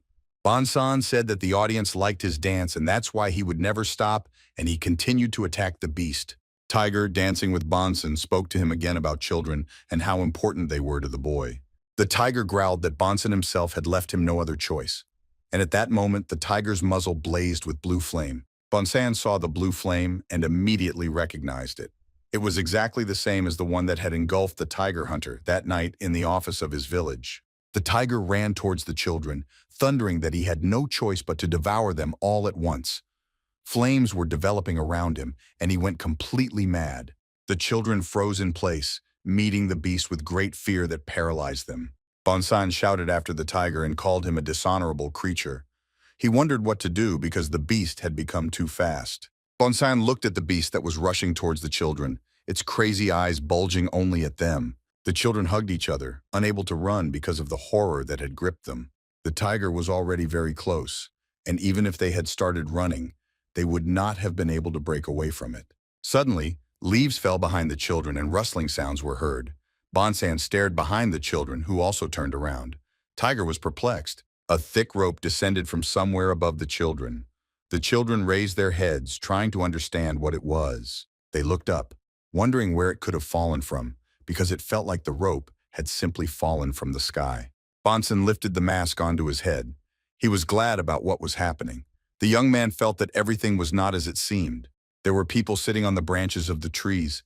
Each of them held a rope tightly in their hands, and they were all looking at the tiger. Someone shot an arrow that hit the tiger in the nose, and he looked up, growled, and seeing the people said out loud that now it became clear to him where they had been hiding all this time. All who managed to escape from the village were in the tree. On the lowest branch stood a girl. She was a traveling doctor, and she had a bow in her hands. Her face was covered with a bandage, and only her eyes were visible. She shouted to the children, asking why they were standing there, and urged them to climb up the rope. By that time, Hanu was still running along the path, trying to catch up with Bonson. He couldn't even imagine what was happening not far from him. Hanu was already very tired. He was slightly annoyed that he could not catch up with Bonson, even though he had been following his tracks for who knows how long. Hanu took a short rest, gathered his strength, and ran forward again. After running just a little bit, he finally saw Bonson and was happy for a moment until he saw what was happening next to his friend. The tiger lay on its stomach and looked at the dangling rope and the children who could not bring themselves to climb it. The traveling doctor nervously shouted to the children why they were standing and asked them to quickly climb up. The girl did not lower her bow, preparing for the next shots. The tiger intervened in the conversation and, agreeing with the girl, asked to take himself too, while smiling very sarcastically. After his words, the girl immediately released the next arrow, which pierced his paw. The tiger growled quietly and looked at the girl. The doctor pulled the bowstring again, and taking aim at the tiger, asked the children to ignore him and do what they were told. The boy was overcome with fear and tears remained in his eyes. Exhaling, he threw his bag over his shoulder and turned to his sister and began to urge her on too. The girl was even more afraid than him. The boy grabbed the rope tightly and prepared to climb. The people on the tree prepared to lift the rope, and the girl healer held the tiger on target in case of anything. Hanu hid behind a tree trunk, watching everyone. He let out a sigh, realizing that the villagers had decided to hide among the treetops, and thought it was a good decision. Hanu couldn't decide what to do and how to act in this situation. He tried to figure out how he could be useful at this moment. Another arrow pierced the tiger, but it didn't seem to harm him in any way. The tiger stood up and, continuing to smile, asked the girl if she thought that some small arrows could harm such a formidable beast as he. He threw them a threat, noting that they were not too bold for their position. The girl remained silent and put another arrow on the bowstring. Taking good aim, she released the arrow, which rushed towards the beast's head, but he did not even try to dodge it, and the blue flames began to appear around him again. A column of blue flame erupted from the beast's mouth and formed into the shape of a hand. The hand extended to meet the arrow, and a good portion of it fell into this ghostly, magical substance. The girl stared at the tiger. She was completely perplexed by the magic she had seen. It looked very creepy and left doubts about the possibility of dealing with the beast. The arrowhead remained inside this hand, and with one snap of the fingers, the wooden base was broken off. All the people in the tree stared at the tiger, their mouths open in surprise. The tiger stood there with its mouth open, letting the demon inside do its work. The girl swore modestly. She had never seen anything like this in her life, and she was completely amazed by it. The tiger closed his mouth and smiled widely at the girl, his bright yellow eyes sparkling. The girl hurried the children, who had already boasted about the rope that had been thrown down to them. The tiger growled and said that if they gave him the rice cakes, he would spare them and not eat them. Two ghostly hands appeared from it, as if burning in flames, which reached out to the children. The girl shouted to the children not to pay attention to the tiger and assured them that she would take care of him, and began to put another arrow in.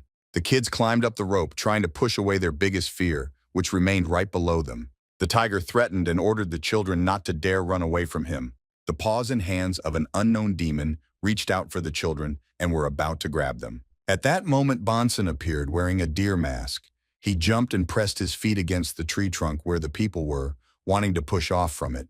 Bonson wanted to find out about himself and asked the tiger where he was going without watching the show. The tiger looked towards where Bonson was. The guy said that the show was not over yet, and pushing off from the tree, hit the animal with his foot, throwing it further.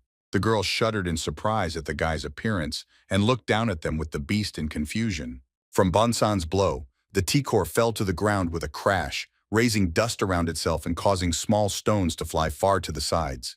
The guy immediately deftly jumped back from the tiger and got into position, preparing for the next attack or defense. A blue flame appeared right in front of the guy and reached straight towards him. He jumped back and screamed in surprise.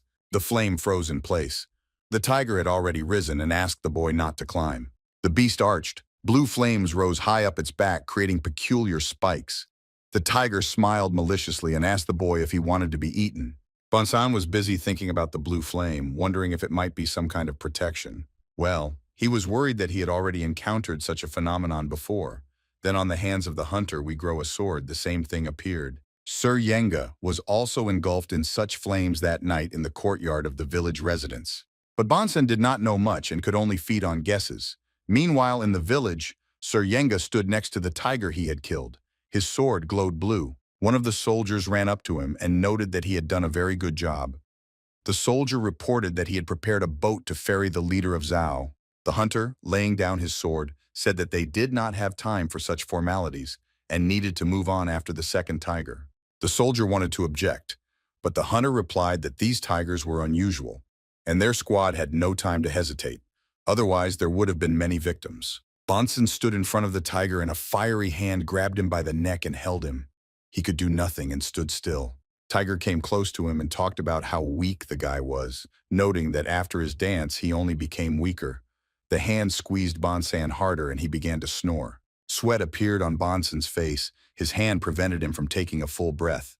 The tiger slowly approached even closer. The tiger was half an arm's length away from the guy and was about to eat him, but as soon as the tiger reached out, an arrow whistled right in front of him. The girl didn't know if this could help in any way, but she had no other options. The flames stretching from the tiger to Bonson were cut off. The tiger seemed not to notice this and continued talking about how he would soon be able to eat. Bonson jumped back from the tiger with a scream and, losing his balance, fell to the ground. He quickly jumped to his feet and thanked the doctor for saving him, noting that he had almost died a moment ago. Bonson looked at the tiger and tried to understand what was wrong with him, because his strength and speed were not like this before. Bonson decided to change tactics and use the wild boar mask, since the deer could no longer help him. He reached back into his shirt with his hand to grab the mask and swap it with the one he was wearing. Well, he very quickly discovered that the wild boar mask was missing, and he immediately became worried. Bonson had already forgotten that he was not wearing his own clothes, but the uniform of the tiger hunter's soldiers. He was in such a hurry to help the villagers and children that he forgot to take other masks with him, and now he had no choice. He called out to the tiger. Bonson raised his hands up and said that he surrendered and asked to at least stand still for now. The tiger turned to the guy. He continued to either grin or smile and stared at Bonson. I didn't expect such a statement from him. A horse galloped quickly along the path, leaving clouds of dust behind it. The tiger hunter was racing down the road, with one of the soldiers sitting in the saddle behind him. The soldier shouted that because they were not riding fast enough, he did not have time to see the tracks they should follow, to which the hunter said that he did not care about those tracks. The tiger hunter advised the soldier to look at the trees if he could not see the tracks on the ground. He immediately noticed the mark on the tree trunk and realized that it was Hanu. The hunter, hearing this, sped up his horse a little more, as much as possible. Hanu sat on the ground under a tree, having finished all the preparations. He looked out and watched the tiger, and just didn't know how to lure it to him. Bonson and the tiger were fighting fiercely, and did not notice anyone around them, so attracting the attention of the animal was a very difficult task. Bonson shouted, the tiger surrendered and asked how he had the honor to attack a defenseless person. The tiger, without stopping to attack, smiled and said that the guy decided to retreat too late, but much earlier he could have simply given him the pies. Hanu was still sitting there, lost in thought about how to bring his plan to a successful conclusion. The girl carefully watched the fight between Bonson and the beast. She began to draw her bow again. She kept her eyes on the beast, waiting for the best moment to shoot. She took aim and, breathing evenly, waited for the beast to turn its appropriate side towards her. It was quite difficult for her to shoot and make a sound at that moment, because her target was constantly spinning in place, and it was also unacceptable to accidentally hit the guy in the mask. Exhaling, the girl released the bowstring and the arrow flew forward with a whistle. Bonson and the beast fought and stopped in one place, trying to overcome each other's strength. And then the arrow reached its target and hit the beast right in the eye. He roared and jumped back from the guy. Bonson stared at the arrow sticking out of his eye, amazed at the accuracy of the shot.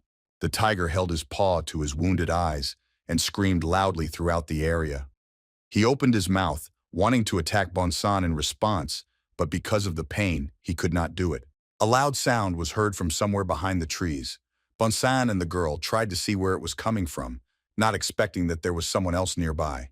Hanu, who was sitting behind a tree, also began to listen, at a loss as to what it could be. One of the hunter's warriors appeared behind the tiger and shouted, calling the beast to him. The soldier shouted and waved his hand at the others to lead the tiger to him. Bonson froze, looking at the soldier and thinking about what to do in that situation. Blood flowed from the tiger's wound onto the ground, staining it with bright red spots. The tiger roared, asking who dared to take his eye with his pathetic arrow. He was incredibly angry and bared his teeth and threatened with his growl. He shouted that everyone would die from his claws and teeth, and intending to jump was attacked again by Bonson. The guy with great force again hit the beast in the face with his foot. The boy used a lightning strike and shouted that the tiger's weak spot had been found. With a lightning strike, Bonson managed to take the tiger quite far from the tree, where the people from the village were. Bonson jumped away from the tiger and landed, immediately getting into position to attack. The girl from the tree was amazed by Bonson's strength and skill and glued her gaze to him. The tiger stood up. He growled, calling everyone around him pathetic fleas. Anger rolled over him with renewed vigor. He tore off and ran at Bonson, threatening to tear everyone to shreds, but as he ran, he failed to see that a rope loop had fallen under his paw. Hanu prepared a whole system to try to catch the tiger. The rope was wrapped around several trees, creating a kind of mechanism. The tiger hunter was still racing along the road, trying to make it in time. The soldier behind him suddenly remembered and said that Han Yu's martial arts were absolutely useless. But that soldier didn't remember that Han Yu had other useful qualities that helped him catch the tiger by the paw at that moment. As soon as the tiger touched the loop and pulled it, a net made of woven rope began to rise around him. The hunter knew his soldier's martial arts were lacking, but he knew why he was joining his army. The tiger was caught in a net and hung high above the ground. Han Yu sat underneath it, holding a rope in his hands, which he used to secure the net in which the beast was located. Bonson and the girl looked at the soldier and were amazed that he managed to catch this beast by just one paw, using a little cunning and dexterity. Han Yu smiled widely and confirmed that the tiger had been captured successfully. Han Yu was pleased with himself for being able to catch the tiger on his own and hoped that this would buy him some time. Han Yu knew it was dangerous, but he had to hold the tiger back until the leader showed up. The tiger was surprisingly quiet and didn't say anything. But after a short moment, his voice was heard. He grabbed the net with his claws. His paws were once again swimming in bright blue flame. The net began to crack and the ropes began to slowly break. The tiger laughed and asked the soldier if he really thought that some rotten threads could hold him. Another moment and the ropes broke and the tiger fell out of the net. He immediately grouped himself and reached out to the soldier with his glowing blue paws. Because the ropes broke, the soldier's hands swung downwards with great force, losing resistance. Han Yu closed his eyes tightly, realizing that he would not have time to escape and would not be able to withstand the power of the beast. Han Yu was good at making traps and hunting with them since his youth. He easily caught rabbits and other animals to feed his family. He smiled as he looked at the trapped rabbit and was incredibly pleased with himself. He carried the catch to his hut as night approached and rejoiced at the wonderful dinner ahead. At home, he began to cut up the rabbit carcass. His sister came up to him and asked if he had ever come across any pheasants, and he replied that he had already sold the pheasant at the market.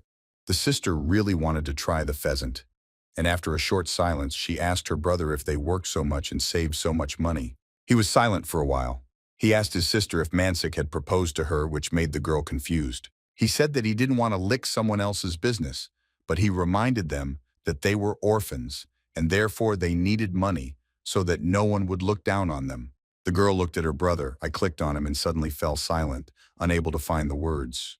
Han Yu continues to cut up the rabbit and asks the girl not to be afraid.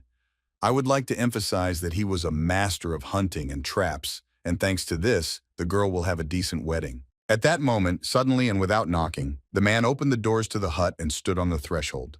The brother and sister stared at him. To them, he was a stranger, and it was strange and frightening that he had broken into their home. He looked at Han Yu carefully and said that he had heard rumors that a hunter who was knowledgeable in setting traps lived in this hut. Han Yu smiled tensely, not knowing what to expect.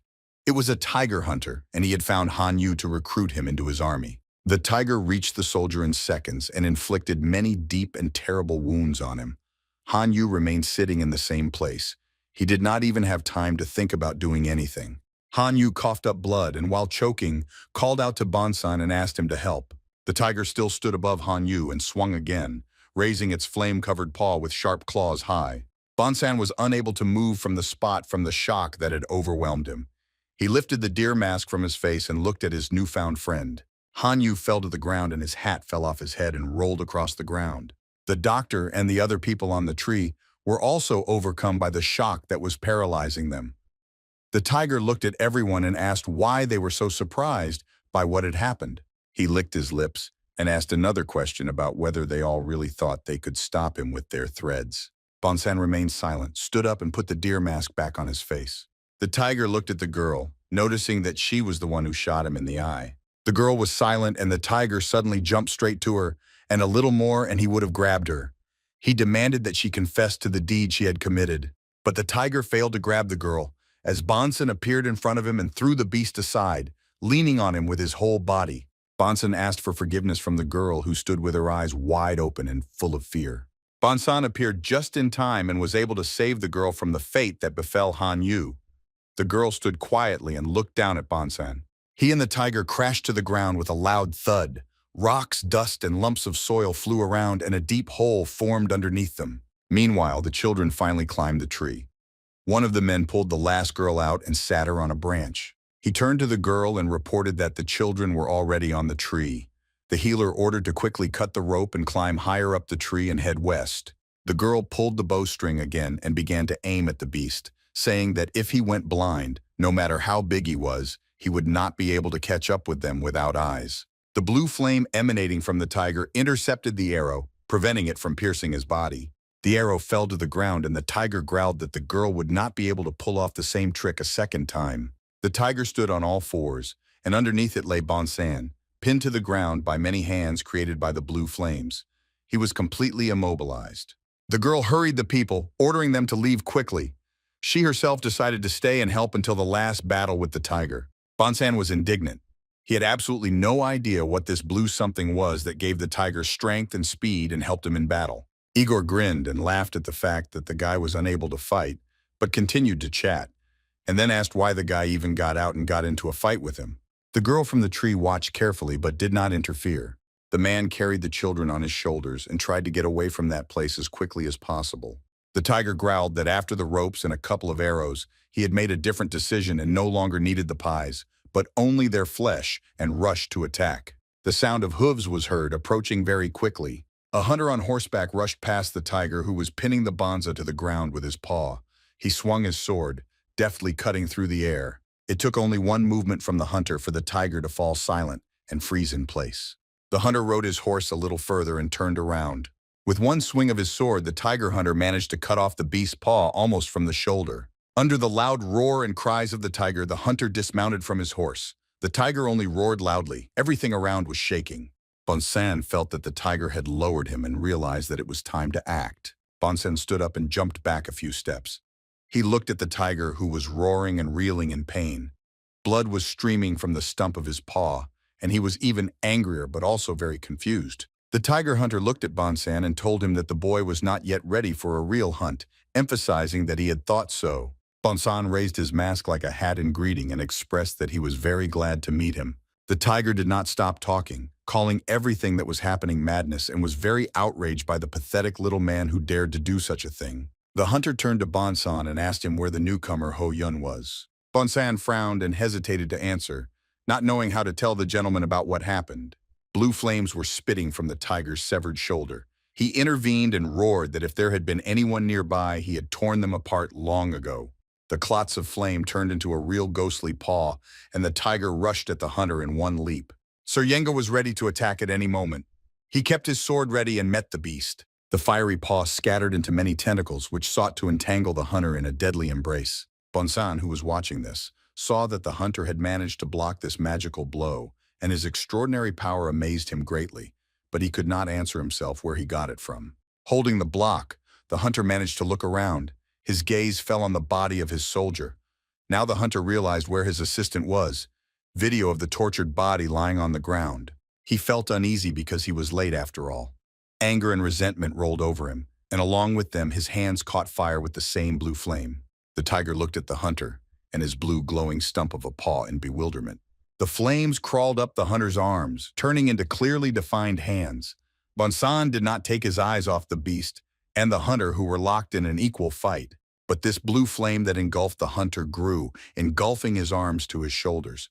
Looking at the tiger, the boy began to realize how dangerous they both were. The tiger hunter swung his sword again, cutting through the air with a whistling sound.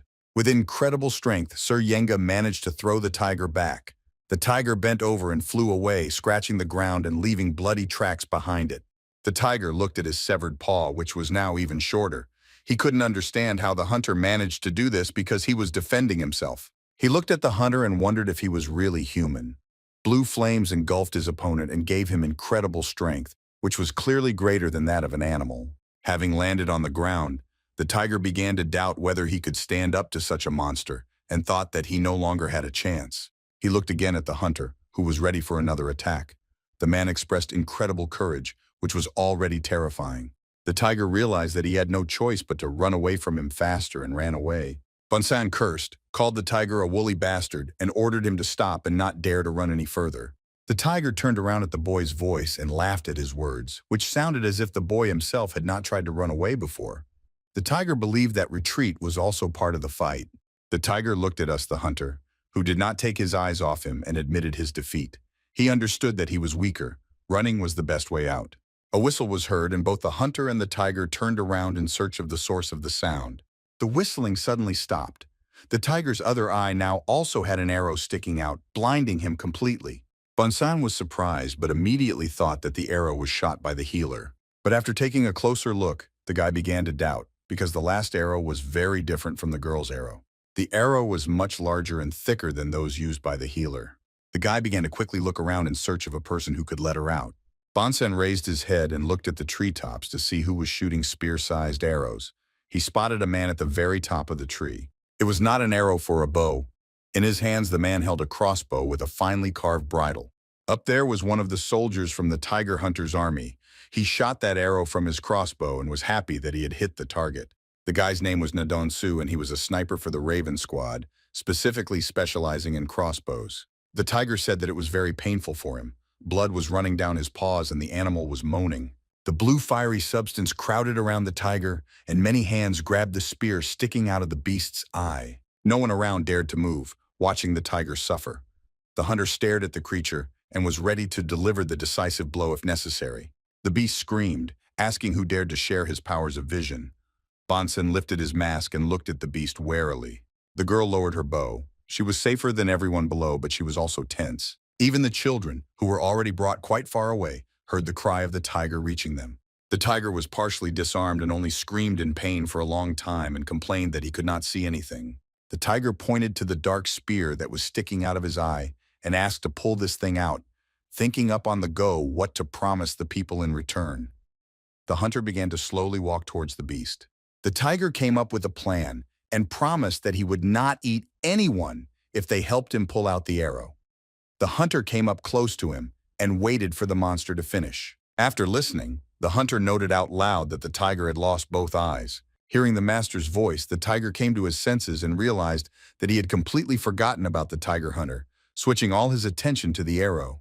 The tiger decided to run because he was in a very bad position.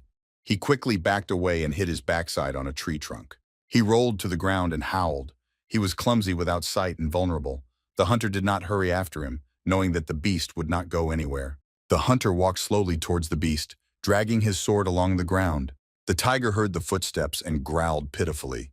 She begged him to listen, explaining that it was all an accident, and he did not want to kill his subordinate.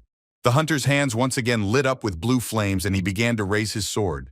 The tiger said that he had an order to simply take pies from the little ones, but the buffoon who appeared climbed out and interfered with him, and then he got angry because of the man who shot him in the eye. Igri tried to say something about the death of his subordinate hunter, but he interrupted him, said that for the death of his subordinate, the tiger would pay with blood, and swung his sword high above his head.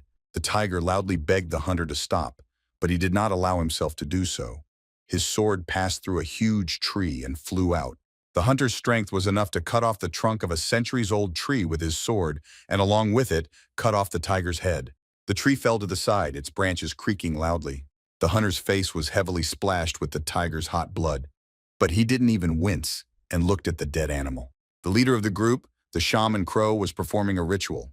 She created a special sound with a special ritual rattle that cleansed human souls. In the place in the village where they said goodbye to the dead, they hung banners of red, white, and black colors. On the ritual table lay 2 tiger heads. Between them stood a lit candle, and the shaman walked around them and drove away the darkness. People said goodbye to their loved ones who had fallen to the beasts. They carried away stones, piling them on top of each other. Zoa danced to the music being created, holding a dagger in her hand. Her clothes were fluttering and made a special impression. On each of the mounds there were tablets with painted ritual hieroglyphs. There were many victims. The mounds of tiger victims were high and massive in size. They will serve as a reminder of the tragedy in the future. The ritual of purification of souls was long, but not everyone participated in it. Bonson looked at the board he had found from the boy's bag of pies and tried to draw the hieroglyph from a piece of the mask from memory. He tried to remember the second piece that he had failed to take. He never found a piece of rice cake. It was the first time that had happened since he started looking for pieces of the mask, but he did find a piece with some writing on it. Bonson listened to the shaman's music and turned to the tiger hunter standing near him. Bonson told him that he thought they were just hunting tigers and expressed surprise that they had to also perform purification rituals for the dead. The hunter wiped the tiger's blood off his sword with a white handkerchief and told the boy that those killed by the tiger turned into evil spirits. The hunter explained to the boy that tigers use embittered souls for their own purposes, and rituals prevent the dead from turning into evil spirits. Bonson glanced at the hunter and asked if the blue flames had anything to do with evil spirits. But the hunter ignored Bonson's question and continued polishing the blade of his sword. Bonson did not back down and said that he saw how the hunter also used that blue flame, just like the tigers, remembering how the fire engulfed his master. Bonson asked what it was, but the hunter seemed not to hear him, and without even looking in his direction continued to do his job. After cleaning the blade, he put the sword back into the sheath on his belt at the back. The hunter paused for a moment and noted that the boy had a wound on his leg. Bonson looked at the gentleman in bewilderment and asked why he was so worried about it. The hunter told Bonson that his back sagged when he turned around, to which the boy became furious and asked why the gentleman was jumping off the question he had asked. The hunter again ignored the question. Instead of answering, he asked him to contact a healer, noting that the pain left by the evil spirit early on does not go away for a long time. Bonson let go of the situation and, listening to Sir Young's advice, went to the doctor. She applied some plant flowers to his wound. The girl explained that it was a thistle poultice that healed wounds well. Bonson nodded understandingly. Bonson looked at the girl and thought to himself that the girl was not only a good archer, but also actually turned out to be a healer. He looked at her face and was curious why she hid it under a mask. The girl felt the guy looking at her and asked if he thought there was a huge scar hidden under her bandage, letting him know that she noticed how he was staring at her, but did not look up from his work.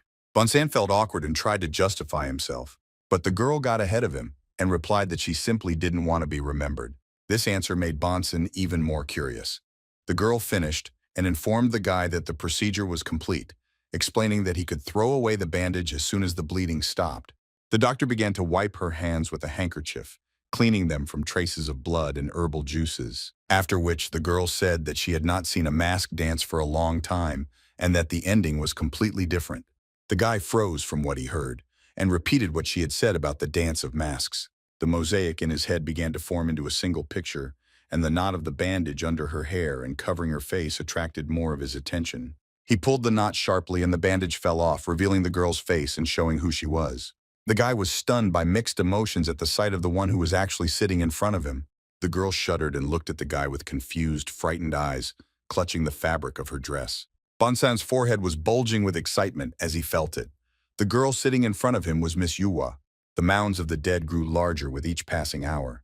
They stood like gloomy mountains in the middle of the village and would long serve as a reminder of great suffering. The children that Bonson saved sat near one of the burial mounds and mourned their mother who had died at the claws of the monster. The hunter looked at them with great regret, but tried to push the grief of others away from himself. Taking his eyes off the children, he filled the cup to the brim from the jug. He focused his gaze and all his thoughts only on this action. Leaving the jug and taking the filled cup, he carried it to one of the burial mounds and placed it on the ground as a treat for the spirit. His memories surfaced of one of the evenings when he and the soldiers were having fun. Everyone was knocking cups against each other and laughing loudly. The soldiers sat around the fire, eating and talking. Sir Yenga was managing his horse and only snatches of conversation reached him. Ho Yun laughed and told his brothers that he joined the tiger hunting party only for the sake of his sister's wedding. His friend laughed at him because he himself could not get married. Ho Yun told how he was very worried about leaving his sister alone, but once she had a family, he could sleep peacefully. The soldier asked Ho Yun if these words meant he had decided to leave the tiger hunting squad, assuming that now the money was not worth such a great risk to life, and therefore his decision could be this. Sir Enga turned to the squad, wanting to hear what his subordinate would answer. Ho Yun laughed, asking why they thought he wanted to leave the squad. The guy said that the squad was now a big family for him. The soldiers stared at him then, completely not expecting such a heartfelt confession. Everyone laughed and assured Ho Yun that they were sure that he would stay with them. The guys had fun and were drinking, discussing various topics and joking. But now Ho Yun was dead, and the last time he was given a cup of drink, the hunter knocked on the cup left for Ho Yun's spirit, and when he drew level, he drained his to the bottom. Children were crying bitterly around him, but he also had his own personal grief. He had lost part of his family.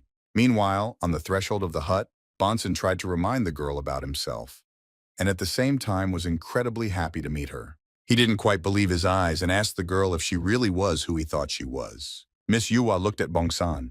She remembered him and also couldn't believe herself that it was he who was sitting in front of her. Bonson assured her that what was happening was real by repeating his name and smiling broadly. The girl pronounced his name syllable by syllable. She was surprised and confused by this meeting. Bonson said that he remembered how the girl often watched him dance and recalled that once they even ate potatoes together. A tiger hunter came up to them and asked if they were finished. Bonson tensed with displeasure that Sir Yenga had appeared at such a humid moment for him. Bonson nodded respectfully to his master and anxiously awaited his orders. Bonson did not take his eyes off him, and the only thoughts that ran through his head were for the master to leave him alone. Well, the hunter turned to the girl.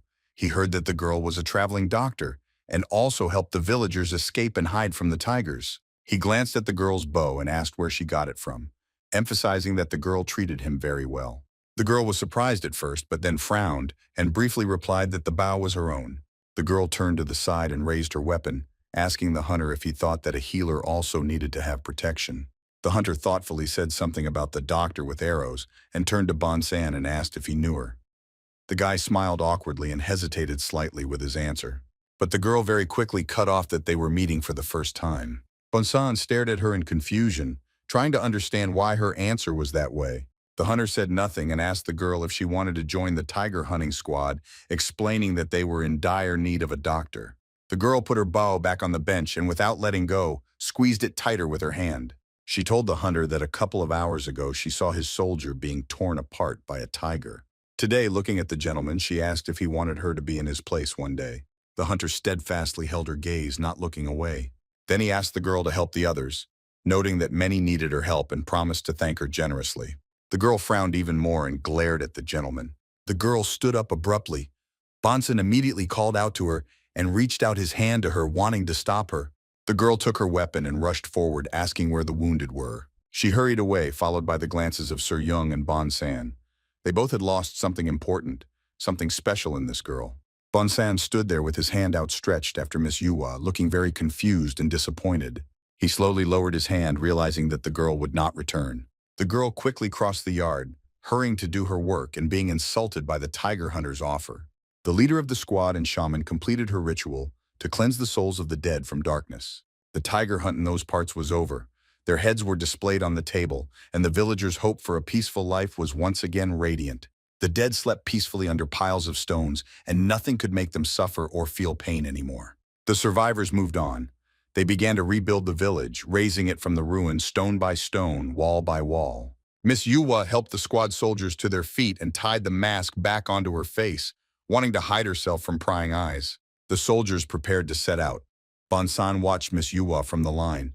He wanted to call out to her, to persuade her to come with them, but he had no right to do so out of respect for her. Without even saying goodbye, he walked along with the rest of the formation and left the village. Each had their own path, which they chose independently, and all that was left was to hope that their paths would cross again with good and dear people. Each one was heading towards new beginnings. They crossed mountains and forests, covering a huge distance. After many days of travel, the march of the tiger hunting party stopped. The high mountains were behind them, and now a new story began for them. The soldier walking immediately behind the guarantor turned around and praised the boys for the strength and endurance they had shown on the road. The detachment reached home. They entered the gates of the main headquarters of the detachment of tiger hunters. In front of them appeared a spacious courtyard with many buildings around.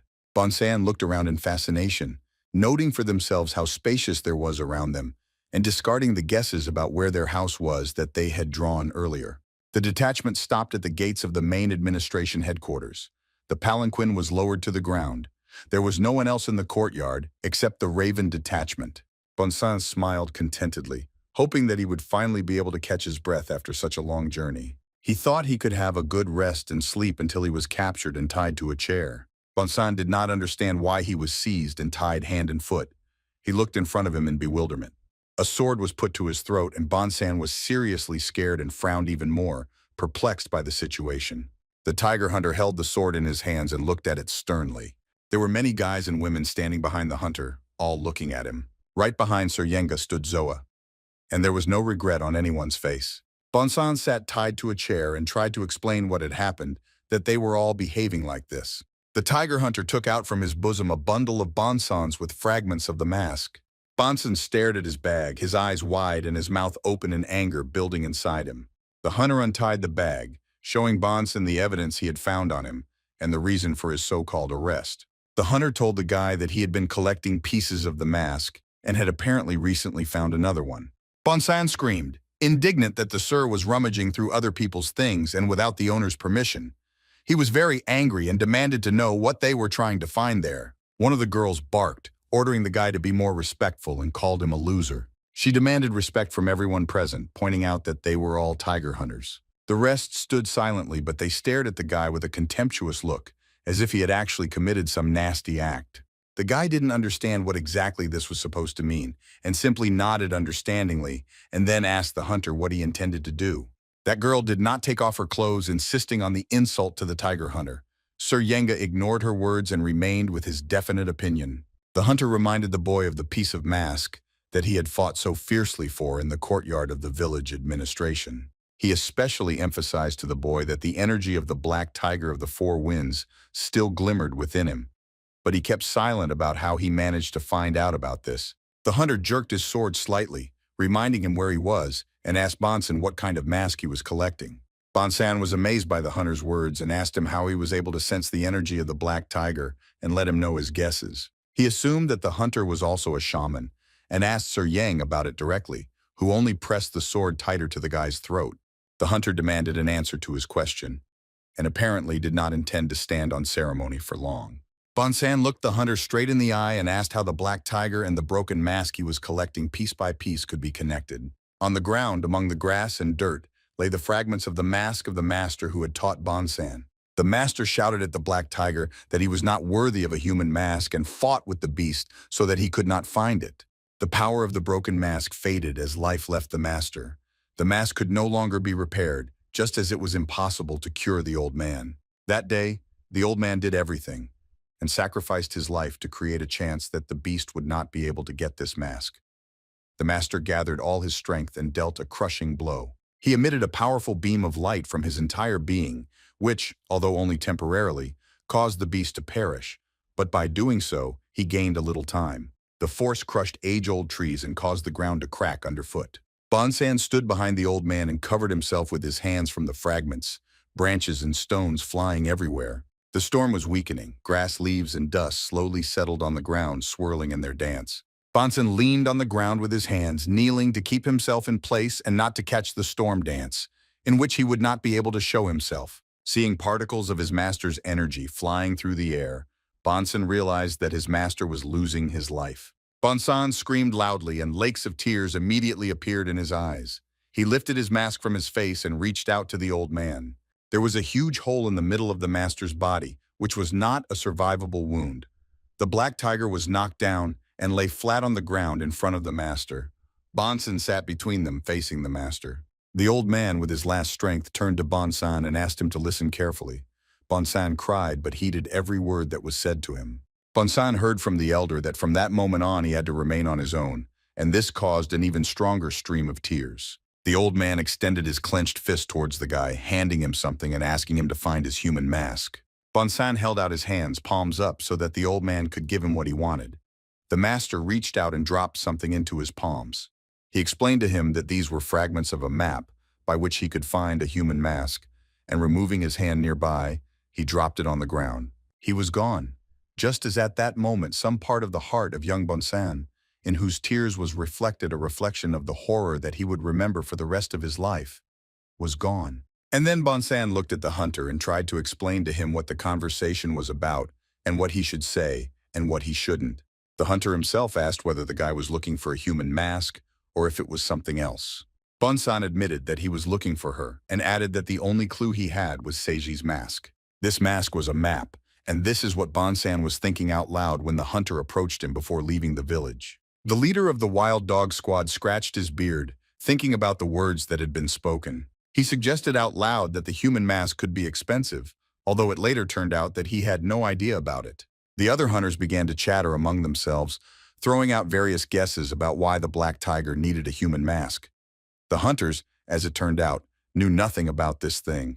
Bonson, having killed them all, replied that the black tiger was looking for a human to become king. Everyone fell silent and stared at him, screaming in unison at such a statement. The deputy leader of the wild dog squad, Yo Ron, turned to the buffoon, asking if he even understood what he was saying. Bonson frowned at the fact that his words were not taken seriously and replied that the black tiger himself said that he would one day become the king of people. That moment flashed before his eyes.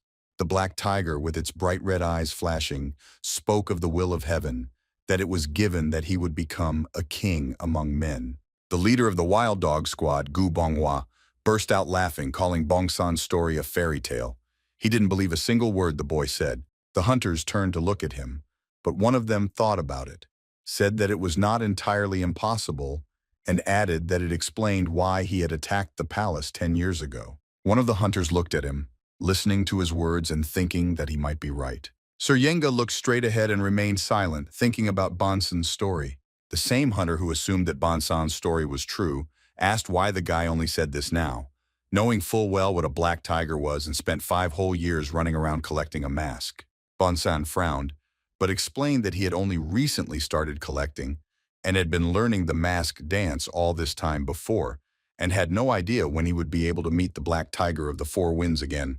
Another of the hunters responded that he did not believe the guy who brought him to Roman, that the guy's master died 5 years ago, and from whom then could he have learned the dance of masks? The leader of the snake squad, Jin Yongwoo, interrupted that hunter, saying that everything had become clear and the guy could be released. All the hunters turned to look at him, not quite agreeing with this conclusion.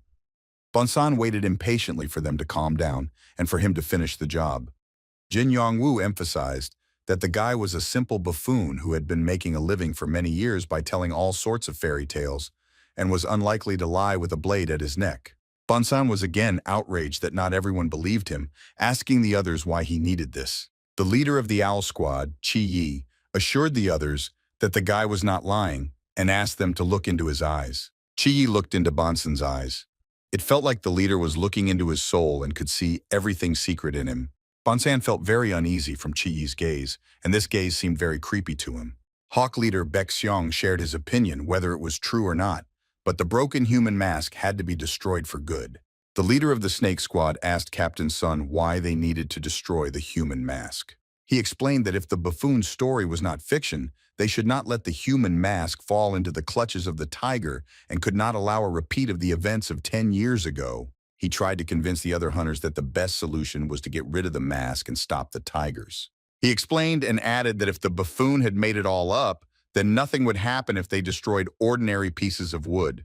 Bonson suddenly intervened in the conversation, apologizing and making it known that this was something that was very dear to him. The leader of the snake squad praised Captain Sun for his idea and let him know that he completely agreed with him. Gu Bonghua smirked and asked if all the noble children were this smart, speaking about Captain Sun.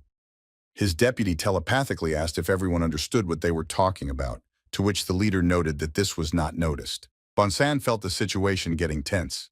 He begged the hunters not to rush to conclusions. He did not know how to convince them otherwise and was very worried. Lee Younga intervened in the conversation, emphasizing that the guy could be telling the truth, and in that case the human mask could serve as bait for the black tiger.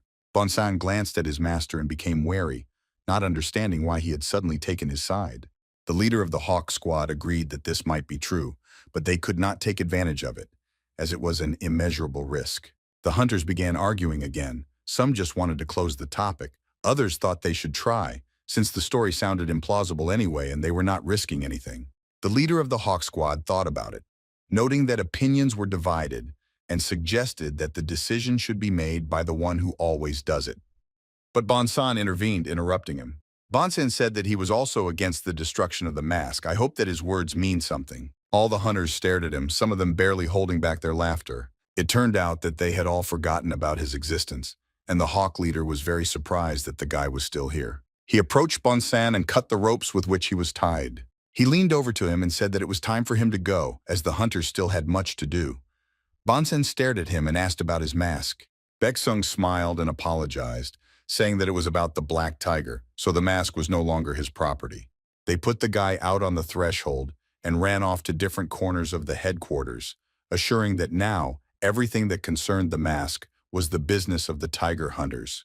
Bonson was confused. Some of the hunters did not believe him and mocked him, while others took his mask. The doors closed behind him, and he immediately started knocking on them as hard as he could.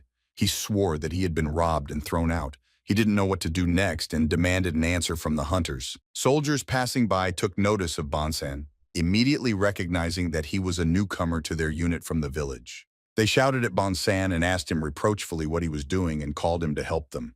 It sounded very rude, as if Bonson was indebted to them. Bonson shouted that he couldn't come. He scratched the back of his head, mentally justifying himself that he was terribly busy. The soldier cursed, and not reacting to Bonson's excuse, ordered him to move, quietly calling him a fool. Crossbowman Nadansu said that in such a situation, language would not help matters. This soldier was a crossbowman of the Raven Squad. With a huge handmade crossbow, he gave his squad room to maneuver. His crossbow was truly enormous in size, and it was amazing how he could handle it.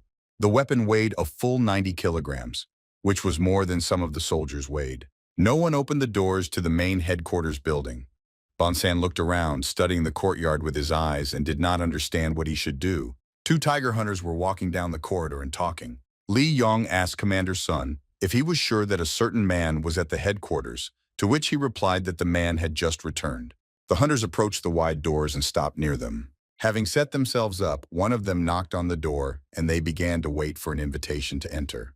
Baek-sung reminded that the opinions on what to do with the mask were divided, and asked again if the leader's decision would be decisive for Li Yong, so that they would talk about the same thing when they entered. Li Yong-ga paused for a second and then agreed with Baek-sun. Although he might not have completely agreed with him, there was no invitation, and the guys called out to the leader, wanting to make sure he was behind the door and introduced themselves. Meanwhile, Bonson was unable to shirk his work. The sun was high, and this was to the soldiers' advantage as there was a lot of work. The soldiers urged on the constantly lagging Bonson. The guy irritably replied that he was going and caught up with them.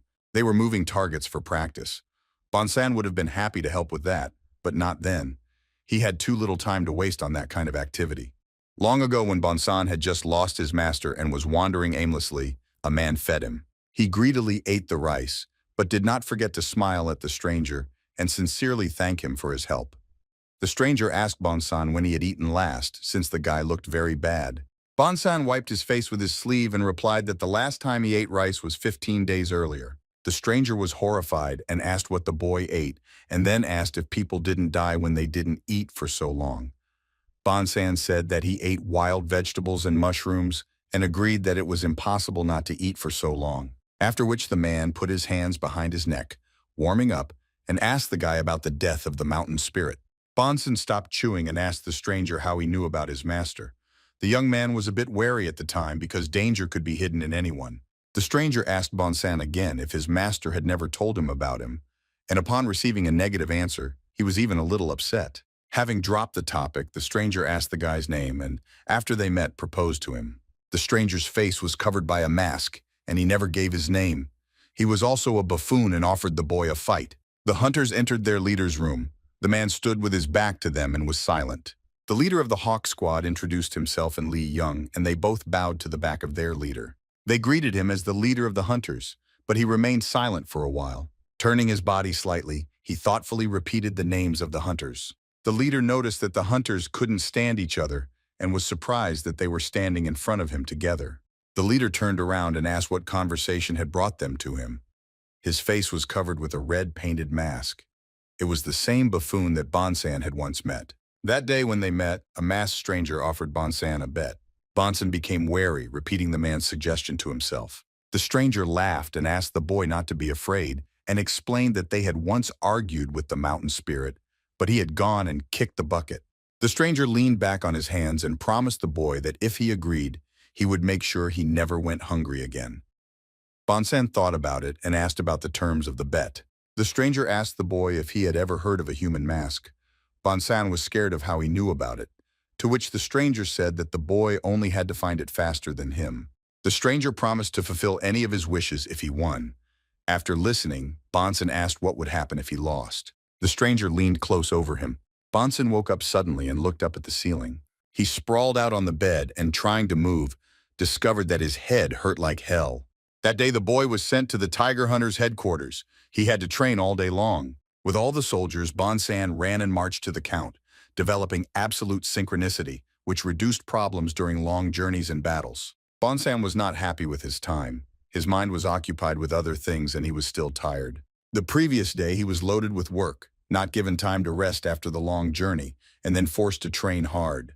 Bonson only thought about where the hunters had given his map and hoped that it had not yet been destroyed.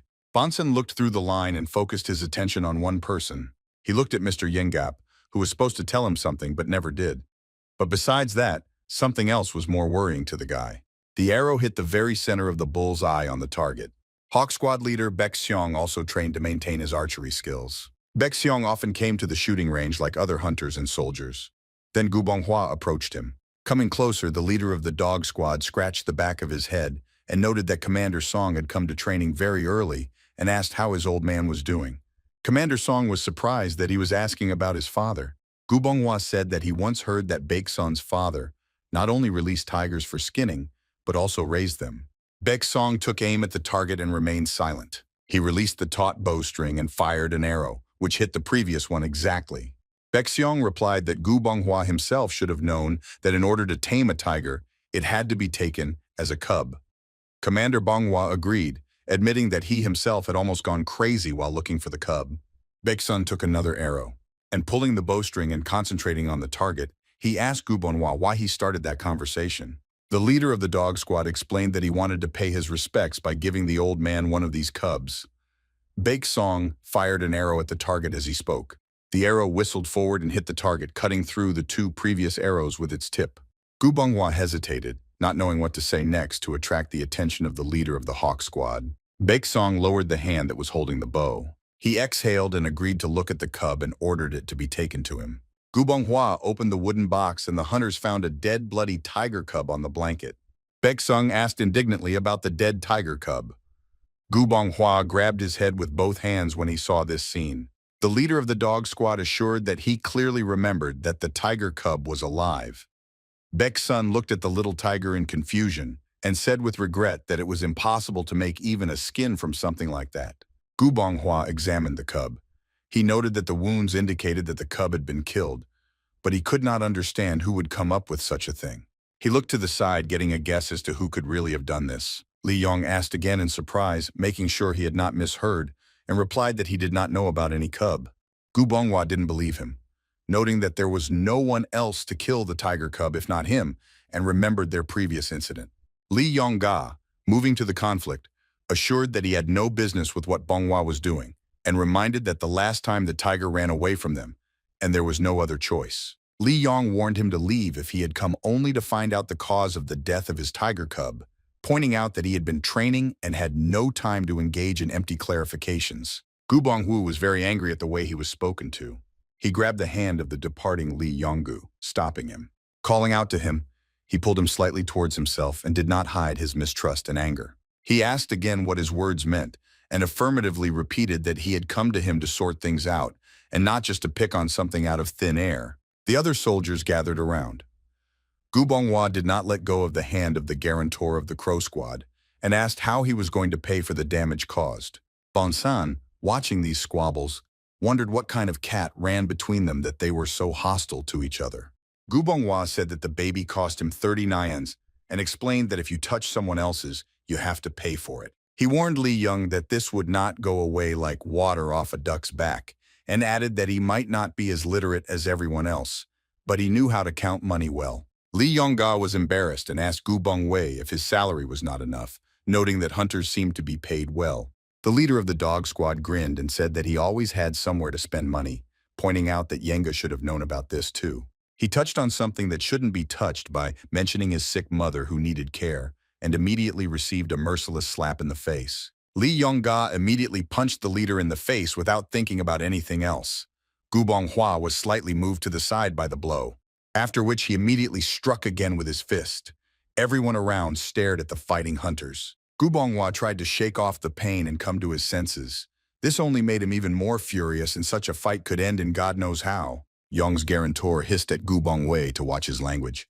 The leader of the dog squad only smirked at this threat, noting how excited Li Yong was. He wanted to hurt him, and he succeeded. Gu Bonghua took the warhammer in his hand and emphasized that he was not the one who started all this. His hammer burst into blue flames that slowly rose up his arm. Bonson noticed it right away, which left him completely perplexed. He had seen it in both Jung and that tiger, and the boy couldn't connect the dots. Gu Bonghua ran towards Yonggu, who stood quietly and did not react to the provocation for a long time. He received a blow, but managed to block it with his hands, which surprisingly repelled the attack and prevented serious injury. But the blow was strong, and it was difficult to stay on your feet under it. Li Yong was thrown back, which was not surprising, because the power with the blue flame increased several times. Li Yong's feet slid across the ground, trying to stay on his feet and not fall down. He looked angrily at his opponent at the time, but did nothing. Gu Bonghua laughed and asked Yong to stop showing off and summon his own spirit. Yong covered his mouth with his hand and did not take his eyes off the leader of the dog squad. Unable to bear the pressure of his anger, Li Yong rushed from his place and rushed at Gu Bonghua, who was just waiting for this. Gu Bonghua smiled evilly, happy that there would be one more dead person. At that moment, when he looked into Yong's eyes, he was completely satisfied with everything. He swung his hammer, but the blow failed to land, hitting the other man's weapon. A spear was pointed at Li Yong, and the curved blade of a sword was propped up under his chin, and an axe blade was pressed under Gu Bonghua's throat. Another sword was placed on top of the curved blade of the sword, for insurance. 4 other hunters showed up in time and tried to calm the fight by threatening their entourage. One of them asked everyone to calm down quickly. Li Yong froze and only glanced sideways at his adopted brother. Yeran turned to Gu Bonghua, noting that he had summoned an evil spirit for hand-to-hand combat, and that he must have been brainwashed to do such a thing. The leader of the snake squad tisked and started to say something about commoners, but Gu Bonghua tried to rudely shut him up. Baeksung ordered Gu Bonghua to cool down and calm down, and let him know that he would not tell his father anything this time, to which he replied that he really did not want to. Looking at the other participant in the fight, I noted that he was also doing well. He turned to Li Yong, calling him to feel ashamed and pointing out that all the soldiers were looking at him. Li Yunga didn't answer and silently looked at the leader of the Hawk Squad.